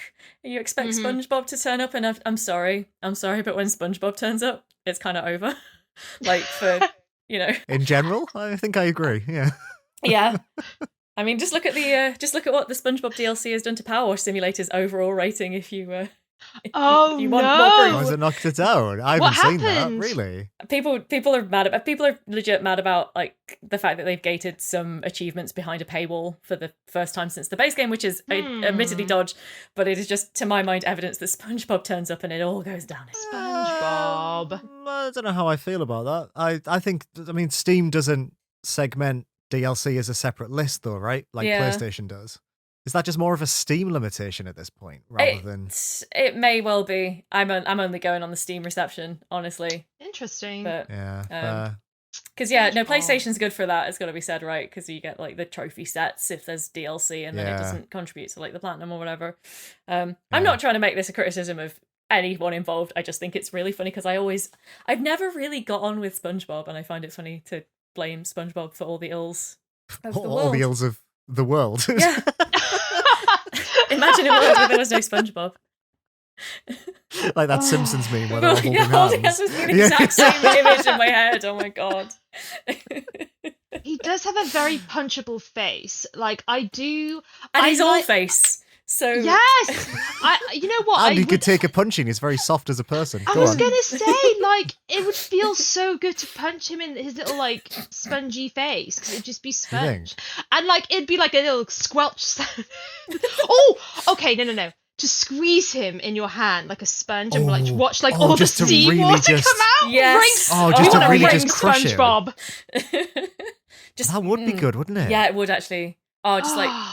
Yeah. Two hands. Oh, just really like try and rip him. Just Rinse really like, him.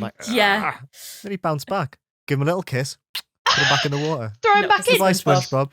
SpongeBob. See you next week. Oh, it's a regular thing. It's a service I'm paying for? What is Yeah. this? Yeah. SpongeBob, Mr. SquarePants, stop. Stop. Oh my god. What's Whose turn happened? is it? I think it's Liam. I think we're back to Liam. So, Fucking Liam, you hell. and SpongeBob. Yeah, this is SpongeBob. Like, no, I don't like Okay, this there's train only of thought at all. one. There's only one There's only space for one cartoon human relationship on this podcast.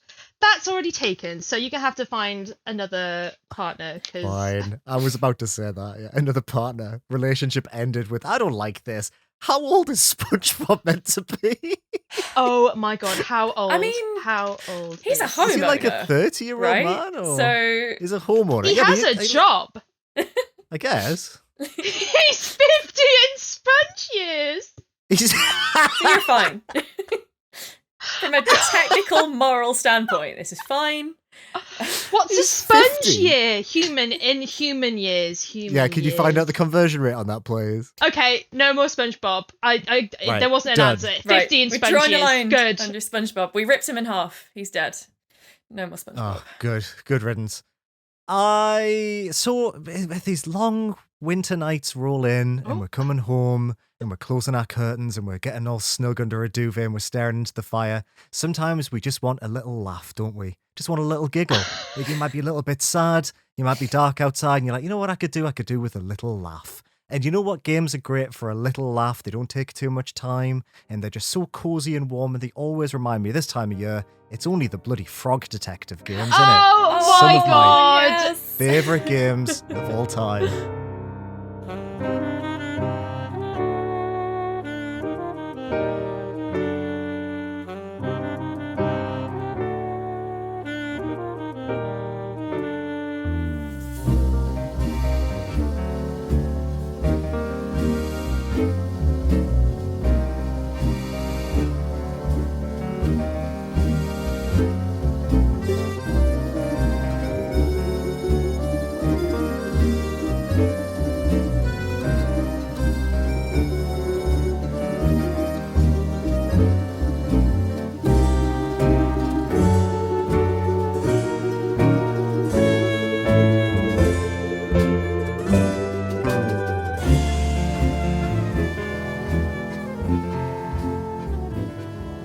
This is such So these- a good pick, Liam. This is the Oh. Frog Detective trilogy by Grace Bruxner. It includes The Haunted Island, The Case of the Invisible Wizard, Corruption at Cowboy County, and these all released on all consoles today, actually. I Yes. didn't realize until I was Googling it. The entire mystery is available on every single box that you can play games on, not a Wii U, but I wish you all the best if that's where you want to play this.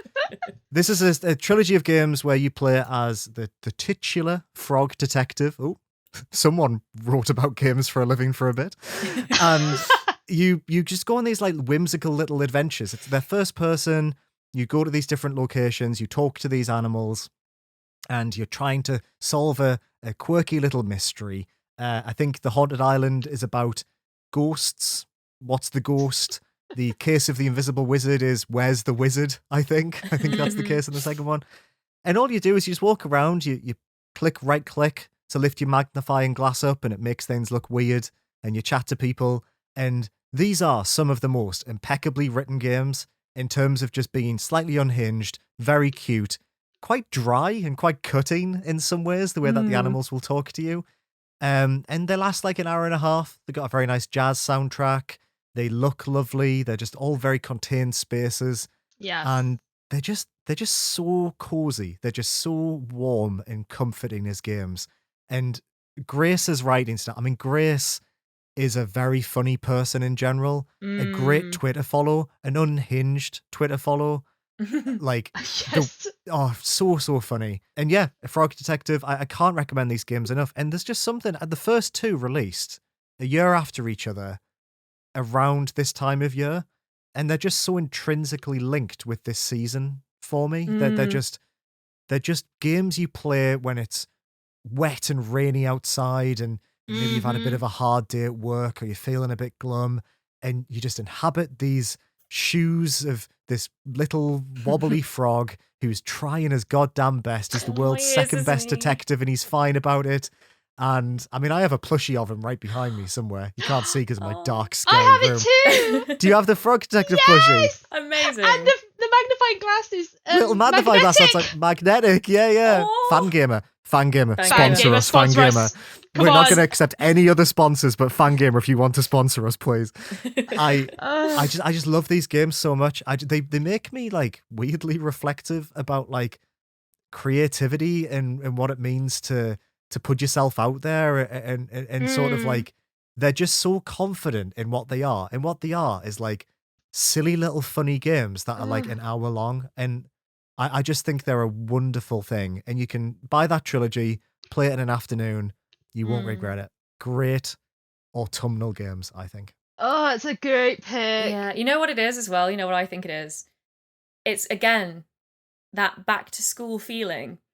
They are like, you know when you used to go, because we're all old, we're all millennials as we've discussed. So you know when you used to go to the computer room at school and there would be some like silly little game, some silly little educational game that you would play. Yes. It's like the characters. Like a tortoise and a hare, a living book interactive game by chance, or yeah. Ooh. That sort of thing, exactly. It's like the characters have broken out of one of those and have gone on a little mystery adventure.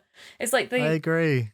The art style just puts me in mind of like definitely of games that I interacted with when I was a kid in the 90s. It's got a very like 90s cartoon game aesthetic to it. I mean, at this point, I kind of tend to assume that a lot of indie devs are around my age, so it probably shouldn't be that surprising that we have a lot of these similar reference. Like, you know, I mean, I'm still just holding on to my early 30s, and you know, I feel like it's like sort of mid 20s to like late 30s is where a lot of indie devs are at the moment. So, you know, that shared sort of like reference set, and it just does have that you just feel the delight of a child who's realised that instead of maths, we're going to the computer room to play an educational game that is still a game, in my opinion. Frog Detective. Well, I'd love to know what educational games or what games used to play on the school computers. Can you remember? I can't remember. I can't actually remember playing any on the school computers. I know that we had some, but I remember a lot of the ones I had at home, which were things like the Magic School Bus and Carmen Sandiego, like tie-in games. And I had 3D Movie Maker and all stuff like that. That's got this. Oh, what a great game! Yes. So I just feel like this has been made by someone who's got a similar kind of background in that art style. But the fact that, like you say, they sort of speak to each other in the way that we speak to each other now, it's kind of like the characters have grown up with you sort of feel to it. Oh, I don't know. I'm way behind on Frog Detective. I only know the first one really, but it's so cute. They're good. Should try them out. Yeah, it's like the characters are like so awkward, but like in the most adorable, charming way. They're either like very socially awkward or like super overconfident, and like that like dynamic is incredible. There's like one line that's like my favorite, and it's when Frog Detective is like in Cowboy County, so it's like really like sunny and dry, and I guess he's speaking to someone. He's like, I can't stay in the sun too long, I'll get crispy. And this character, with all the sincerity and heartfelt like emotion in the world, just says, is being crispy so wrong, detective? And it's like the most oh, that's good. so adorable. And I'm just like, this humor is next level. This humor is like so good. Oh my god, I love that. So it's all funny. just little it's just whimsical, innit? It's just like so unexpected little jokes, and it is being crispy so wrong. It's got a real like the femme fatale turns to the detective and says, yes, is being crispy so wrong. I think it was like I don't even remember the animal. Maybe it was a wombat or something. I don't even know. I feel like they were a poet. I feel like they were making poems, so they're very reflective and self-existential. There's something like so Raymond Chandler about that line, even though it's just nonsense. I love it. Yes. It's very Raymond Chandler, isn't it? That trilogy's such a good pick as well. Yeah, as you say, literally out on consoles on day of funny. recording, just as it happens. That's fantastic. It's good. Yeah, it's super cheap. Go get it. You'll have such a great time. Rachel, we return to you for your Yes. final Just a autumnal quick pick. one. Mine is also about going and talking to cute animals. It's called Mail Time.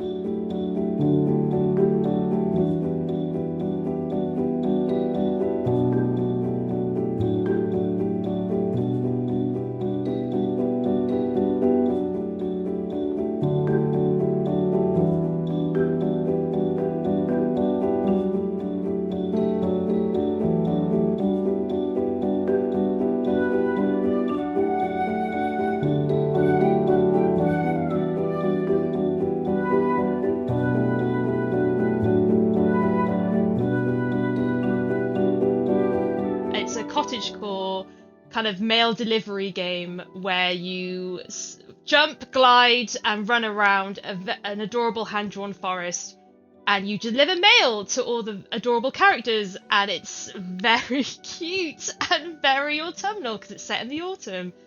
And yeah, what can I say? Your little character has a little mushroom hat, a little acorn backpack, big old boots, and she just runs around and delivers people their mail. They might have got, I don't know, that might be like pen pal like letters, or like they might be expecting like a delivery of berries or something. It's just a very light platformer that's adorable, and yeah, I don't think I finished it. I think I just dipped into it and just ran around for a bit. It's something that I do need to finish. But it's just very charming, very sweet. It's made by one person. It's very adorable. There's not much else to it, but it doesn't need to be any more than it is. It's this perfect little world. It's very Borrowers, but the characters are really funny. Like with I Frog love the Detective. Borrowers. Seriously. Like with Frog, yes. So like you're like a little person running around, and there's like a little car and like a little ladder that you scramble up. That's and... like a subgenre that I am obsessed with. That is like, really interesting. What is like Borrower-core? That should be a thing, like grounded. Borrower-core. Yes. You played Tinykin.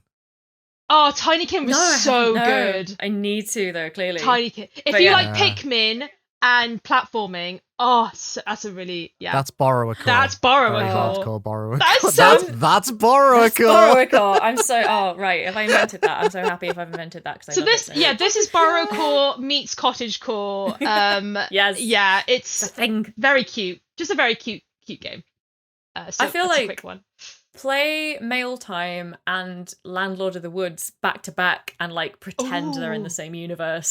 Because you're sort of your two characters doing like, you know, utility and maintenance and like public service and whatever for the residents of like a little forest, a cute little forest. Mail Time is before some horrific event. Oh, Mail Time. Play Mail Time first, because you do not want like the vibe of Landlord of the Woods in your head when you're playing Mail Time, but other way around. Fine. But it's interesting how both these games are made by one person. They kind of have the same like touch upon the same topics and structures made by and they're just both very autumnal cozy games. Like that's great. That's great that we've picked 2 picks like that.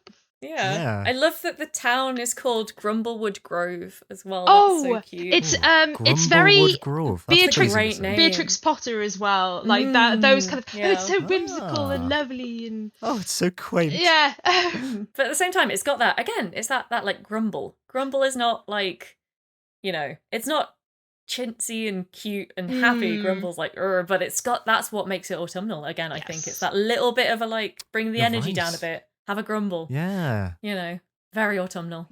Yeah, so that is my last pick, because just a quick one, but it's very adorable. Again, you Good can... pick. I hadn't even heard of it. Yeah, you can just like... I think... when did it come out? I think it came out earlier this year. Maybe in the summer? Or the spring? April, it says. April. Oh, so it wasn't too long ago. But this is an autumnal game. It looks the most autumnal game. Yeah. Just like with the leaves forest. and stuff. You are exploring a forest. It's very cute. It's very cute. Just delivering mail. Can you remember a show on TV when we were kids? The main characters reminded me of him. He was like a little fucked up tree man, little freak of a man. Not a fan. Wasn't a fan of him at all. But he was like a chestnut boy. Oh, what are you talking? Does this a little chestnut freak boy running around? Do you know what, Rebecca? I've hit some kind of. You have. I've dinged one of Rebecca's bells. I don't know what that means. happening? What were you two Something's watching? happening. I was where? was it? What was CITV? What are we talking? CBC? Nut Man Freak Boy? TV Oh, show God. kids. Oh, careful what you Was it Google, hand really. drawn or was it like Okie doke. Okie Doke? I remember Okie Doke. Yes. Oh no, okay, I'm gonna have to Google. I remember the theme song. Oh no, he is a freak. You are absolutely 100% I'm spot right, on. aren't I? Oh bloody hell, yeah. Oh my god. I remember the theme song. I'm not singing it. Though. Okay, I'll sing it. Since you insist. Go on. It went like I this. go on, I'd love must you to. watch this as a child. Okie doke, no, lends a helping hand. He's the one to help you something. And it goes like, oh, here comes Okie doke. He's a freak. You are Okey-doke, 100%. okey-doke. I thought you were just like going off a tangent about some poor, like, I don't know, cartoon character, but this guy with his weird oak leaf ears and his big nose. No. Horrible, isn't he? If I saw him in my garden, I would stamp him to death. That's what I'd do. He would crunch as well. Another You Oh, he'd know be autumnal he very, murder very from Liam. autumnal crunch, though, wouldn't it be nice? As I'm ringing out SpongeBob, I'm just stamping Crunching on Okey-doke Okie to death. Doke. I love that we've come in with this energy of Liam being like, autumn makes me want to do murders, but in quite a cozy way. Yeah. Punching Y-Owl. You remember Y-Owl? Giving Y-Owl an uppercut? Is that anything? You remember Y-Owl? I What's don't- Why Owl? Oh, Why Owl? oh my god. I remember an Okie Was it Doke called episode Y-Owl? where there was a mouse. I think he was a shrew who didn't have a tail, and he was really fucked up about the fact that he didn't have a tail. And then another mouse got caught in a tree root, and she got caught because of her tail. And this mouse was like, I don't have a tail, so that would never happen to me. And I and remember was that. it. What is happening? It was like, What? accept yourself because. Because you don't have a tail? Yeah, I think he was a shrew, but he was like, I don't have a tail. And I think the girl mouse who was poking fun at him, she was the bitch who got her tail stuck. So Karrh's a bitch. Mm. Okie Doke helped her though. Good. I think he was in there somewhere. Oh. He was around. And then a giant boot just comes down at the end of the episode. And Okie Doke Okay, looks up, no, and then it that's cuts to Borrower's black. call. Like imminent danger of humans. Oh, big slow moving boot. Do you know what I don't get? Right, this is a very specific thing. You know, if you Okay. you were a borrower, Uh-huh. Yeah. right? If you were like a Mhm. little dude in the I don't kitchen. think I like the Borrowers. and, like, yeah. I don't like the borrowers. I don't I like think the they're folk being quite really small in a big scary. kitchen. I think I found this one Yeah. quite scary. Sorry, yeah, go. I'm Film just is quite- a I'm lot of worried peril. about putting Lots of myself. mild peril. It earned its PG rating. Yeah. No, I could go on. Do you know, like, you're like this big, and like, Mhm. let's say a big life-size human is gonna like slap him with the hand. Mm. Why do they move so slow? If a spider's looking up and I'm coming down on it like this, Yeah. like, yeah. would it be slow for them? Would it not be really quick? It doesn't move slower if you're smaller, does it? Have you guys read the Gnomes trilogy by Terry Pratchett? No. No. No. Because he goes into it. He goes into like the physics of this a little bit. Of course, Oh, does Terry he? Pratchett. I'm not surprised. Very Pratchett of him. That's very Pratchett. He did like the Carpet People. That was like one of his first novels, I think, and then he Oh, did the I've Gnomes read trilogy, and that it's all one. on that borrower core. I'm so glad this is taking off. All on that like so borrower smart. core, So smart. like Boroco's great. It's amazing. way of like telling stories, and it's like, and he does do a bit about like, when you think about like bigger or smaller animals, and the number of heartbeats in a mammal is about the same, but your hearts beat at different rates, and therefore that's like your lifespans being sort of determined by things like that, and then goes into how that would be if there were like little gnome people, and yeah, Oh. maybe that's entirely medically inaccurate. I'm not a doctor. I hate No, to. I'm gonna. As Rachel said last week, just don't Google it. Trust me. Yeah. What's your sources? It came to me in a dream. Yeah. I like that. I think we should definitely make these awards for game shows. We've got Liam like Crunch from last week. We've got That's Borrower Core with you. Yes. Like Borrower this. core is But maybe a very- very small you. Maybe you're like this, and there's a giant hand coming behind you to swat you away. That's just reminding me I need to play Bramble the Mountain King. Oh Again, yeah, borrower core. that is borrow core. So borrow core. Folklore Borrow borrow core. Yeah. It looks so good. We should do an I still episode. need We to should play do it. a borrow a call episode. Oh my god, yes. Well, probably not right after this one because I feel like there's a lot of overlap. No, right now. We should record another. Yeah. It's 10:30. Let's Yeah, record let's another go. 2-hour episode. Actually, yeah, my energy's like right where it should have been at about yeah, 2 o'clock this I'm afternoon. like- So yeah. I feel great right now. I Yeah. started this episode feeling like shit. I feel Yeah, great. same. This has been like Yeah. so healing. It's been nice. It has been nice. Is that it? Is that all our autumnal games? Like the last leaf from a decaying tree. Oh. Rachel's game soaks into your mind, and as does the thought of Okie Doke dying immediately. Yeah, Just- nah. Oh no. Mm. Just like No, not a fan of that. No, no, but I he's don't like completely him. dry. He's completely dry, and so he just like really crushes down That's the thing. yeah. immediately. But Oh, this is the yeah. thing, though, because I just talked about how scary being a little person would be, and now we're talking about crushing Okie Doke, and And No, he do you think deserves that it, like they though. would go and live in the corpse of Okie Doke?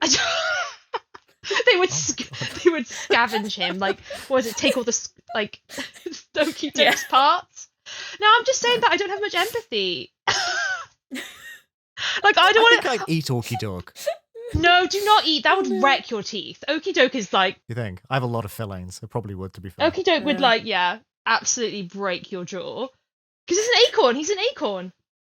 Imagine chewing on an acorn. We should. There should. No, I can you know imagine. what? I think I'd quite like it. Yeah. What? We should No. what? No. We should eat Which- acorns live on the podcast. You know, I was What? gonna go like, okay, but like, what about conkers? Conkers are pretty tough as well. Like, what's hard? Like, I Mm. think an acorn would be easier than a conker to chew. So there's that. That's Hmm. where I was going, and then I was like, what other chewable things? Autumnal chewable What things other that you can find in the wilderness. You can eat pine cones, can't you? Pine cones. I mean, you Yeah, kind can. of. I mean, can't surely, you eat anything if you try hard? If you try hard enough. Yes. Why? What would be the nutritional benefits of eating a pine cone except for like, I don't know, like. It's probably got like more nutrients in Bragging it than Mars rights. bar. Mm, I mean, chestnuts are the classic, right? I was like, Chestnuts are no. the ones that you actually oh yeah. roast. I feel like pine cones are getting away, but you know what? This is such a good this is such a good conversation to round out the autumnal theme of like what What would we eat? what like ground It's quite litter from unhinged. the autumn forest would you most want to eat? What would Yeah. I most want to eat? I think a big bowl of leaves feels quite delicious. Like a big bowl of crispy leaves. Ooh. Hmm. Quite pleasing. I like the idea of like picking up a leaf and then like going, Yeah. and then you going Yeah. taking out the middle Oh, and bit. like pulling the stem out. Mm, Yeah. yeah. That's good, Oh yeah. yeah. I like that. Yeah, like if you're a cartoon cat and you just ate a fish. Yes, Oh, exactly. yeah. That's, yeah. But it's vegan. You know what? So- Okay, but you know in The Land Before Time, that leaf in The Land Before Time, oh, so that juicy. leaf looks Yeah, yeah. really Mm. tasty. Looks really good. Like with the Yeah. little like water droplets on it. I always thought that looked really tasty. My worry is I think the first time we ever heard your goofy revelation was we got onto the subject of food in films. And did we Oh. talk about the pizza from a It goofy might have movie? come up. Yes, the gooey pizza, which I still I haven't wonder if that's seen. how we got onto it first. Yeah. Yeah. Shall we do some hyperfixations? Is Yes, we should. Sure. Yeah, let's do it. Yeah. My hyperfixation is eating tree bark. Anyway, yeah. This, yeah, this feels like a Ooh. cry for help. This feels like it feels like you're trying to tell me, like, you're the host, move it on to hyperfixations or I will eat a tree. So You can't stop me. You're so far away from me. I know, right? I couldn't You get couldn't there in get time. here in time. I've said this before, but I really need like some way to contact your wife so that I can just, if there's a danger moment, I need to be able to quickly ping her a text or something. Just be like, hey, he is upstairs trying to figure out how to eat a tree. Don't know if that's something that you want to. He's found a take pine over. cone, Yolly. How did he get it in the house? Yeah, let's move on. But like a lot of like cakes that you can buy are like of like logs and stuff, right? Like you can get Oh, like, like Yule log. yeah, like a lot of Hmm. cakes are like very like I mean, other than a Yule log, which I don't think I've seen since the 90s. I think We have you one seen a every Yule year. log in the last 20 years? You get a Yule log every year. Yeah. You bought squash for the first time 2 weeks ago, but you have a Yule log every year. Yeah, apparently. I mean, it's like I don't have like the sort of ornately done one, but you know, like the Cadbury's ones that are like, you know, they are in the spirit of the Yule log. I get A at least mini like roll. Something like that. But you know what I mean? It's the Yule log. They call it the Yule log. That's what Cadbury's call it when they sell it to you in the winter. Do they really? Cadbury's do, doing I'm Yule sure log? Oh they my do. god, there it is. Look at that. Yeah, and like I tell you what, I probably get at least 2 every year because Mick and I will usually buy one, and then we'll go up to our parents' houses for like the actual like celebration, and my parents will buy at least one. They look good. So, yes, That looks mint. I might get a bloody Yule log this year. Are you kidding me? Instead Look of at a that little pine cone. icing dust. Instead of munching on your Yeah, dry get a pine Yule cone. log. I might have a pine cone chaser. You don't know me. Oh, you can crush the pine cone on top of the Yule log for a little bit of crunch. A little bit of crunch. Liam Liam like love crunch. Oh my god.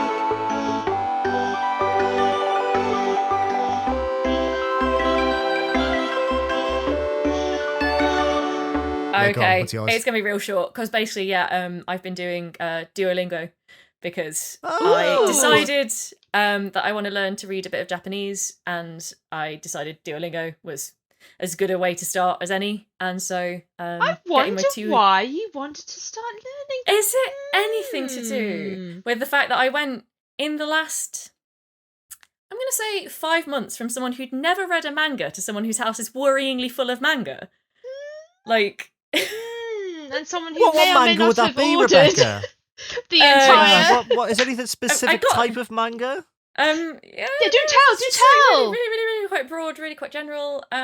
Like, I mean, I will read almost any manga as long as it is a tie into a video game that I love. So that's And you know.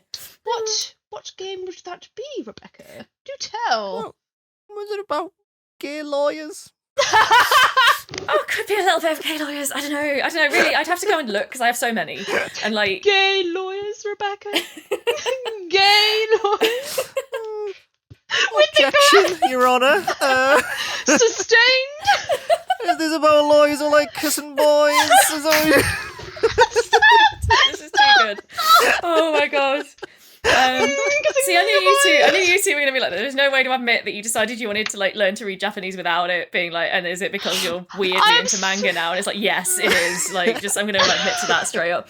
But also, yeah, it's been a hell of a 2 weeks, and I've not really been like doing a lot consistently that I'm just like doing for fun. But I tell you what, I'm gonna get my 14-day streak tomorrow. Never missed a day. Yay! Hey, I'm that's freaking awesome. Well hooked. done. I'm hooked on it. It's like, so, but yeah, literally the reason is to do with wanting to understand more what's going on in manga when there's like those bits they can't translate, and so they just kind of leave it in there a bit. And I was like, I could just look it up online, but while you're just looking it up online, why not learn a bit about how to read it? Because it was all sort of like as well. Because I went to Greece on holiday this summer, and while I was there, I was trying to learn the Greek alphabet a bit because like I can't really begin to process the way I learn around languages, and I only speak English with any sort of fluency, but you know, I try to have an idea. The only way I can begin to learn it is if I know how to read it. And so like I found that like learning the Greek alphabet while I was on holiday helped me because then I could, you know, read words on signs, and then I could have a bit more of an idea. It's like suddenly you're like, oh, I know the word for water or house or whatever. And I'm like, you know, I think I'm not aiming for fluency. I'm well past the age at which you can learn a language for anything like fluency. But I was like, you know, if you can go to a train station and read a sign without needing to like go and cry at someone at the info desk. Oh yes. You know? Like that'll do me. You can probably learn it to a fluent degree as an adult, right? I'm sure if you I think moved to Greece. if you moved, it would be like, but in terms of just literally like doing Duolingo, the thing you always get with Duolingo is people going, it won't make you fluent, you know? And I'm like, I don't think it would. But Yeah. you know, I just thought it's I know more than I did 2 weeks ago, and I'm quite happy with that, honestly. Hell That's yeah. amazing. And Yeah. also, can I just say that It's an Duolingo achievement. Japanese course, literally about the 9th, 10th word it teaches you is lawyer. So I'm just gonna be like, It's got your back just in case. I know it does. I'm I've already got what I need out of this. I can dip any time, but no, it's genuinely good fun. My God, yeah, I cannot knows. believe that. It does. It does. Oh yeah. I wonder why you're learning Japanese, Rebecca. Yeah, I know, Lawyer right? I is felt the eighth so word. I felt attacked, frankly. I Red felt to filth. yeah, seen to the point of discomfort by that. When the second module was professions, and it was like doctor, teacher, and lawyer, and I was like, oh my God, seriously. Oh, with a lawyer, a spirit medium, samurai. Yeah, it got weird real fast. Detective, but not like a good detective. Oh, parrot witness. Yeah. So Autopsy no, report. that's genuinely been my thing. Nice. Hey, well done. An attempt at self-improvement that is like nakedly and undisguisedly a result of me being an absolute weirdo. So Oh, well, there why we else have do it. any of us do things? I mean, if not they never got me interested in French in like how long to study at school? 5 years at school of French. They never got me. They should have shown me Gaylords. Clearly that was the Yeah. That would have done That the was All trick. they showed me in French class was signs, and it scared the shit out of me for like 10 years. what that okay. I know I said that I wouldn't sidetrack us too much, Wait. but I need some context. They on showed this. you signs in your French class. Yeah, you know the film Signs? Yes, yeah, yes. the film signs. Yeah. Yeah, That's not the they part I'm showed confused me about, that. babes.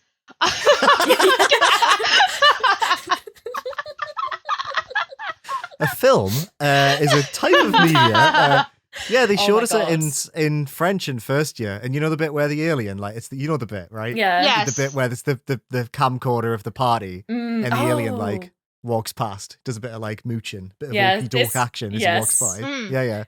Yeah. That shit me up so bad. So I okay, didn't were you sleep watching for like it? a week. Did you watch it in I French? was like Is that a the 10. point? Yeah, it was in Oh. French. Yeah. Okay, That's all I but learned. that's something. Yeah, But the entire why country of France signs? reminds me of that site. I don't know idea. Is it I easy honestly to no learn? idea. Like, what is that? Like, do they It was use in English. phrases? Ugh. It wasn't in French. I What? think our teacher was just lazy. She just put it on. Oh, do you want to watch Signs? Yeah, all right. Okay. Oh, Jesus. Real talk. Oh. We watched The Others in RE. You remember The Others, the Nicole Kidman horror film? Oh my god. We watched that Whoa. in RE, so it was a similar vibe. But yeah, at least it was in. Why were your teachers in my school? The School of Rock DVD went round for 10 years, babes. Like everyone, my older brother, my I younger wish. sister, we all saw the first hour, never the second because there's not enough time, but always the first hour of Yes. School of Rock. Everyone saw it. Not Amazing. Just to the Signs. point where the kids were on board. Just That's where as you they're think like that getting film good. ends. Yeah. Oh dear. Oh, that's amazing. Rachel, what's yours? Okay, so I was going to say again, but I actually have been watching some good TV lately. I recently watched The Fall of the House of Usher on Netflix. Oh, the 2 Mike episodes Flanagan in. series. Yes, Yes, episodes in. Rebecca. Yes. Oh, okay. Yes. It's very good. I'm a big fan of Mike Flanagan. I really liked The Haunting of Bly Same. Manor. I loved The Haunting of Hill House, and I Mhm. also loved Midnight Mass. I think Midnight Mass yes. might have been one of my heavy fixations on the other podcast because like I like them all, but like there was something about Midnight Mass that is just I don't want to talk too much about it, but like it was really anyway. This Yeah, is by the I same getcha. creator. It's based on the book, the American Gothic book, which I had no idea. Didn't know about the story.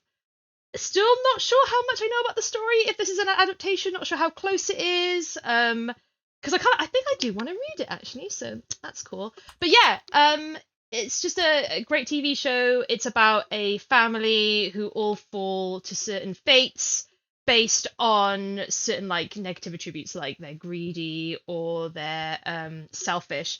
And the kind of adaptation of the Netflix show is that it's kind of Succession like, where this family is Very incredibly Succession. yeah, they're incredibly rich and wealthy, and they own a pharmaceutical company, which makes a drug that is incredibly addictive, but under the guise that they are, they're helping people essentially. And so these kids, well, they're not kids, they're adults, but like there's like 7 of them, and they all have their own stories about how they meet their end, kind of like Edith Finch in a way, which maybe Ooh, Edith yeah, Finch actually, I was hadn't made that inspired connection, by but that's- yeah. Interesting. But yes, it's just really great. It's great horror, very ghost stories. Obviously it's based off oh my god, Rebecca, what's his name? Edgar Allan Poe. Yes, thank you. The short Oh stories my of Edgar God. Allan Poe. Thank you. It's all based Um, off his short stories, yeah. I read the complete works a few years ago, so Oh, I'm kind of shit. like going at it from a point of view of like half remembering most of what. Right?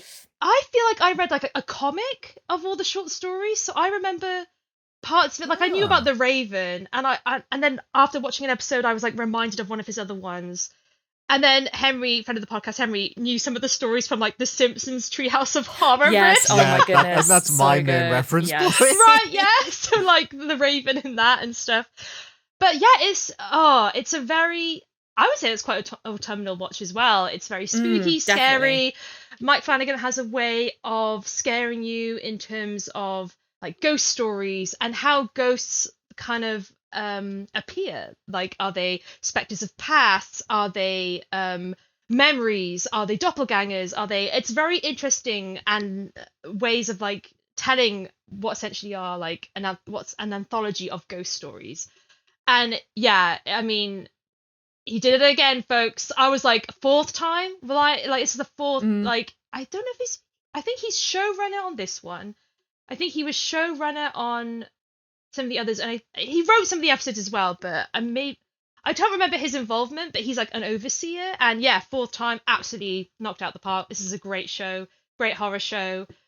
Yeah, it was really great. And Rebecca, I'm sure you enjoy it. Like, I was not disappointed. I've seen, as I say, the first 2 episodes of 8, I think, so I'm well into it. It's good. Have you seen Midnight Club, which is his other Netflix one, his sort of more young adult Netflix one? I've not Watch seen it. that. It's Would love good. to see that. It was meant to run for 2 seasons and got cancelled after 1, so you will have to read. He put on his blog the entire outline for season 2, so you can kind of like read that ending. Netflix, I swear to God. I know, right? Surprised they cancelled a Mike Flanagan project when they've been so good for them. Right? You'd think they'd just give him a season 2 of that. Oh my God, the Midnight Club cast is literally the same cast as like all the House of Usher, yeah, and all the other shows. You know, he has got like they're good. Very much the actors he likes to work with. It's a very like American Horror Story thing of just like, I have these actors, I worked with these actors, and Well, that's the thing, right? Like in terms of like spooky TV shows, like American Horror Story was like the spooky show for like a while, and I think by series 3 I was a bit fatigued by it, but this one I watched. Yeah, it's quite a shock. It's like shock horror and like, oh, this is really scary. I definitely feel like Mike Flanagan's version of horror is super unnerving, a bit more creepy, and I like that. I do like and Mike it's, Flanagan a lot. Oh my God, interpersonal family drama. Like, these people deserved it, and I fucking love it. I don't feel bad for them at all. So like, and there's I that think the thing as well. that he nails, the thing that he does nail, and as someone who's So watched all of good. American Horror Story and every Mike Flanagan joint ever, Oh my God, I care about the characters in Mike Flanagan's stuff a lot more. I think even as you kind of hate them, he's got that way of really draw a large ensemble cast as well, and making you care about the sort of mirrors the individual, but the relationships between them. Yes, absolutely. I've got a video essay for you, Rebecca, about Blind Manor. It was so fucking good. Me and Henry saw it the other night, and I was like, amazing. I'm gonna show. Okay, I'll get it in a bit. Yeah. But my God, swing it to me later. I will. Anyway, Nice. That's mine. Thank you. That's a better pick than just a game I've been playing recently. Such a good show. What were slight unintentional shade on my hyperfixation? What would you recommend The Fall of the House of Usher for? Let's say one of your co-hosts is a big old scaredy cat, does not like horror, but is always curious and interested in sort of like horror that he can appreciate for reasons other than just, oh, that's really scary. Do you think Mike Flanagan's stuff's a bit too heavy? It's not jump scares, largely, right? Yes. There's usually 1 or 2 jump scares per season. Like there was one in Haunting of Hill House that I literally phoned my parents and was like, Mum, Dad, you're both in good health, but you are sort of in your 60s now. Please be aware that there is a very scary jump scare in this episode of Haunting of Hill House, and I just want you to be prepared. Yeah, it's like okay. It's like someone walks into a room and the music gets scary. You're like, okay, this is where I have to get my pillow, just like the dread is like really good. The at building a sense majority of of dread. it for me, for Mike Flanagan stuff that's scary, is that there'll be a scene, and you know how I am for spotting weird details in the background. He loves to hide like ghosts in the background that they're never actually part of the scene. Never acknowledged. Nope. I love that so much, but Great. Liam's not. I'm good. Nope. Thanks. Yeah, Cheers. and it'll be like Appreciate the something will move as well, and you're like, You can't unsee it as well. Like I'm always riveted to the spot once you spot the ghost, even though you know they're probably not going to do anything. Liam's put a light on in his office. What's that behind you, Liam? Fraud detective's moving. Fraud detective. Don't have a camera on. Yeah, and I just always like riveted to it. You know, it's not even going to be part of the scene, but you're still like, I've got to watch it now because it's gonna, that ghost is going to do something. I want to know your Mike Flanagan order of TV shows, but we'll talk about it in a bit because I want to know what your favorite we'll do that. is. We'll do that later. Actually, we'll do it when you finished watching Fuller House at Usher. That's a good point. We'll do that. Okay, Liam, Yes, what's yours, definitely. babes? Go, Liam. Tell us. Right, I didn't even like you just saying that about things hiding in the background. I I'm fucking hate shit sorry. like that so much. Do you remember there was a video, like a viral video when we were kids, of a car going through a forest, and then it would disappear behind the trees, and then it wouldn't come out the other side of a trees, and then a zombie face would jump up. Did you ever see I know that the video? sort of thing. I didn't see that particular one. Yeah, I didn't see that 90, one. like early 2000s jump scares. Yeah, my dad showed me that when I was like 12 years old, and I like screamed and jumped so high I like fell over. Oh no! That's how bad I am at like I like cried. No! Like properly. My dad was like, "Oh, sorry, didn't think that would like fuck you Scar up you for forever." life. Well, here you are. I remember the one of the women on the bench, and you would scroll down. Nah. That's the that one got me. That was That was fucked up. horrible. The But yeah. internet was quite like rough when we were younger, wasn't It was a There lot of, like, wild horrible shit fucking on west. Yeah. Wild Yeah, it west. really You was, could wasn't like it? Yeah. come across any shit. It would be Yeah. like, oh cool, the Yeah. Impossible Quiz, or this absolutely terrifying like scrolly comic that would scar you for life. Amazing. Yeah, Love like that. just someone dying. So, oh, okay. Well, I guess that's scarred me for life. That's cool. Yeah, sweet. Yeah. Thanks, internet. Oh, it's such a simple time. Such a simple, terrible time. It was a terrible time. I'll be very quick with this because I kind of mentioned it a little bit last week. Honestly, my hyperfixation at the moment is bloody Cyberpunk 2077. It's probably the first AAA game for the last 6 months that's drawn me in. How dare What's you? drawn me in about Cyberpunk? On this No, podcast. this Hyperfixations is a safe space to talk about Yeah, AAAs so if we true. want to. You bring this to our house. You bring the biggest AAA game of the last 5 years into Can't this believe you. sacred space. Oh, dear. I'm so sorry. I'm technically an independent creator. Not true. I mean, everyone's independent if you really open your mind, man. Sorry, Yeah, true. Yeah, if they're owned by themselves, then like, it doesn't matter if they've got thousands of angel investors pouring money into them. All right. Cyberpunk, it's pretty good. It's pretty good. Quite like it. I am compelled. I don't think it's a very good shooter. No, I would agree with that, having just played it for guides. Yeah. Yeah, but what I do think is interesting about it is there are 2 bits that I'm really finding to be interesting in a way I haven't seen tackled in a AAA game for a long time. I'll be very quick with this.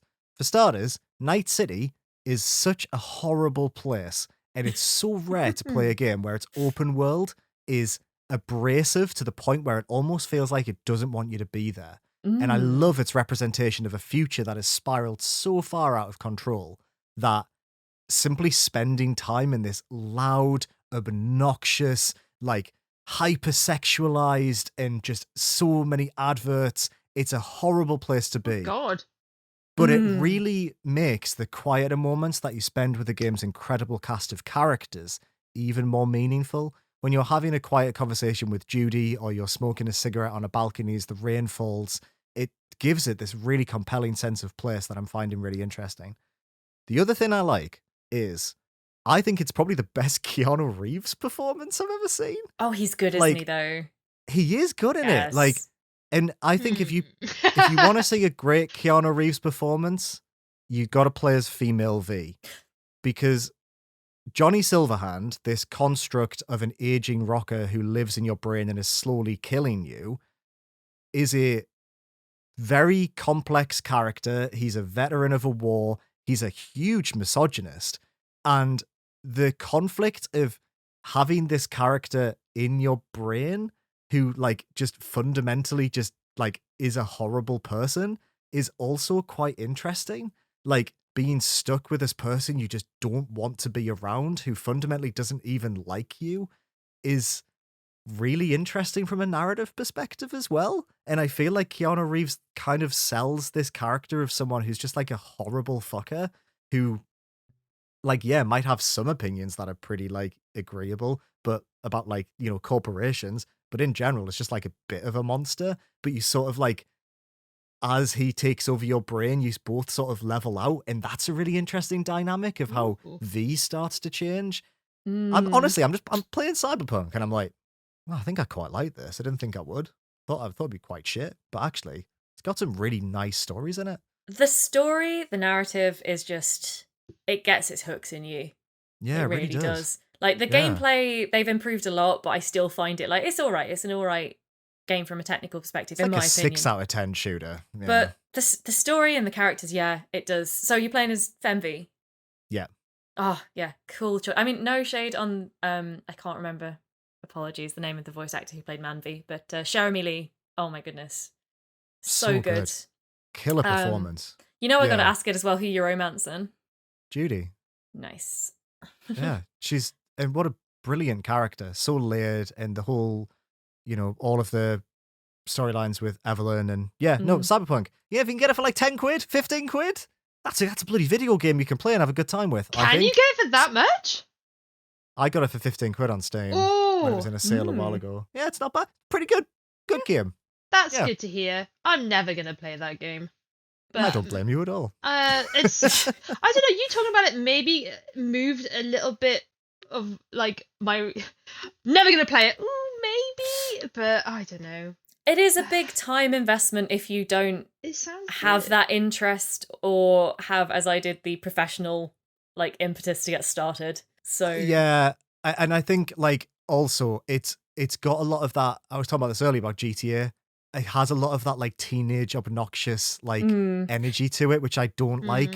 And I think in some ways I think it's there to kind of like, oh, this city is horrific and this is, a vision of the future that like probably makes Elon Musk like get excited, but actually look how fucking awful this would actually be and how dehumanizing it would be. Yes. Like I think a lot of it's that. But there are also some parts of it where I'm like, it's a bloody video game, innit? Like, it also, it does have like the opening where in the first mission you end up like helplessly face first in the chest of a very injured, very naked woman, and I'm like, this feels gross. You could have put something up. She didn't need to be naked for this. Like it's got a lot of that. It's that sort of thing, isn't back. it? It's that sort of thing. But I'm not trying to like do down because like I do see very much this is a game I can see both sides of like. I mean, at some point, Liam, we should probably get together because I have a lot of opinions about representation in Cyberpunk to the point where I'm like constantly in the background working on a feature about it that I have yet to make come to light. It's really like you like this. You're flip flopping constantly about it, aren't you? Because like you have a conversation with Judy and you're like, wow, this game is like so well written, and then you're like out in the open world and you're like, oh, I don't know how this game feels about anyone. Like. Yeah, that could be a conversation we have on Saturday when we're in person together. We should, That's what yes. we can But do. I would say I'm upset about Karrh. That's my constant underlying feeling about Cyberpunk is I'm upset about Karrh, and I know we've had this conversation like culturally now, but I'm still upset. So live with it. Live with it, Reddit. God, that's a very me at nearly 11 o'clock at night statement, isn't it? That's not something I would usually... Deal with it, Reddit. Not usually going to bring all of Reddit down on me. Fuck you, Reddit.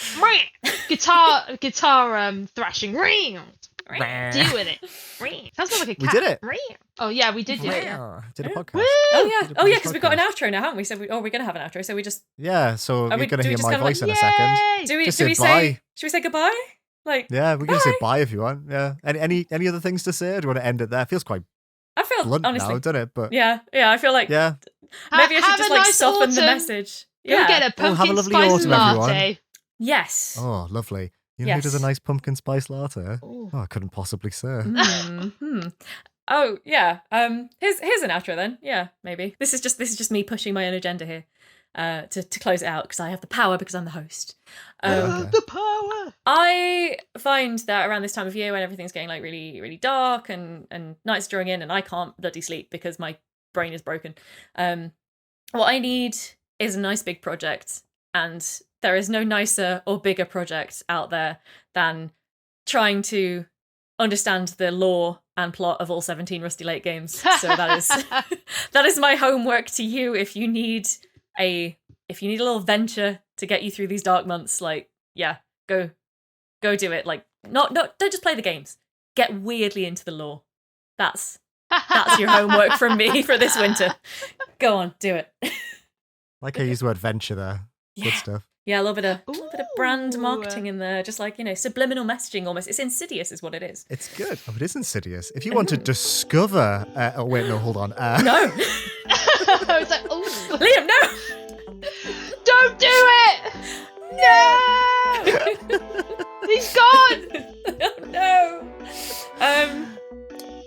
How do we end this now? Bye. Bye. Bye, everyone. Indieventure is a podcast created, hosted, edited, and produced by Rebecca Jones, Rachel Watts, and me, Liam Richardson.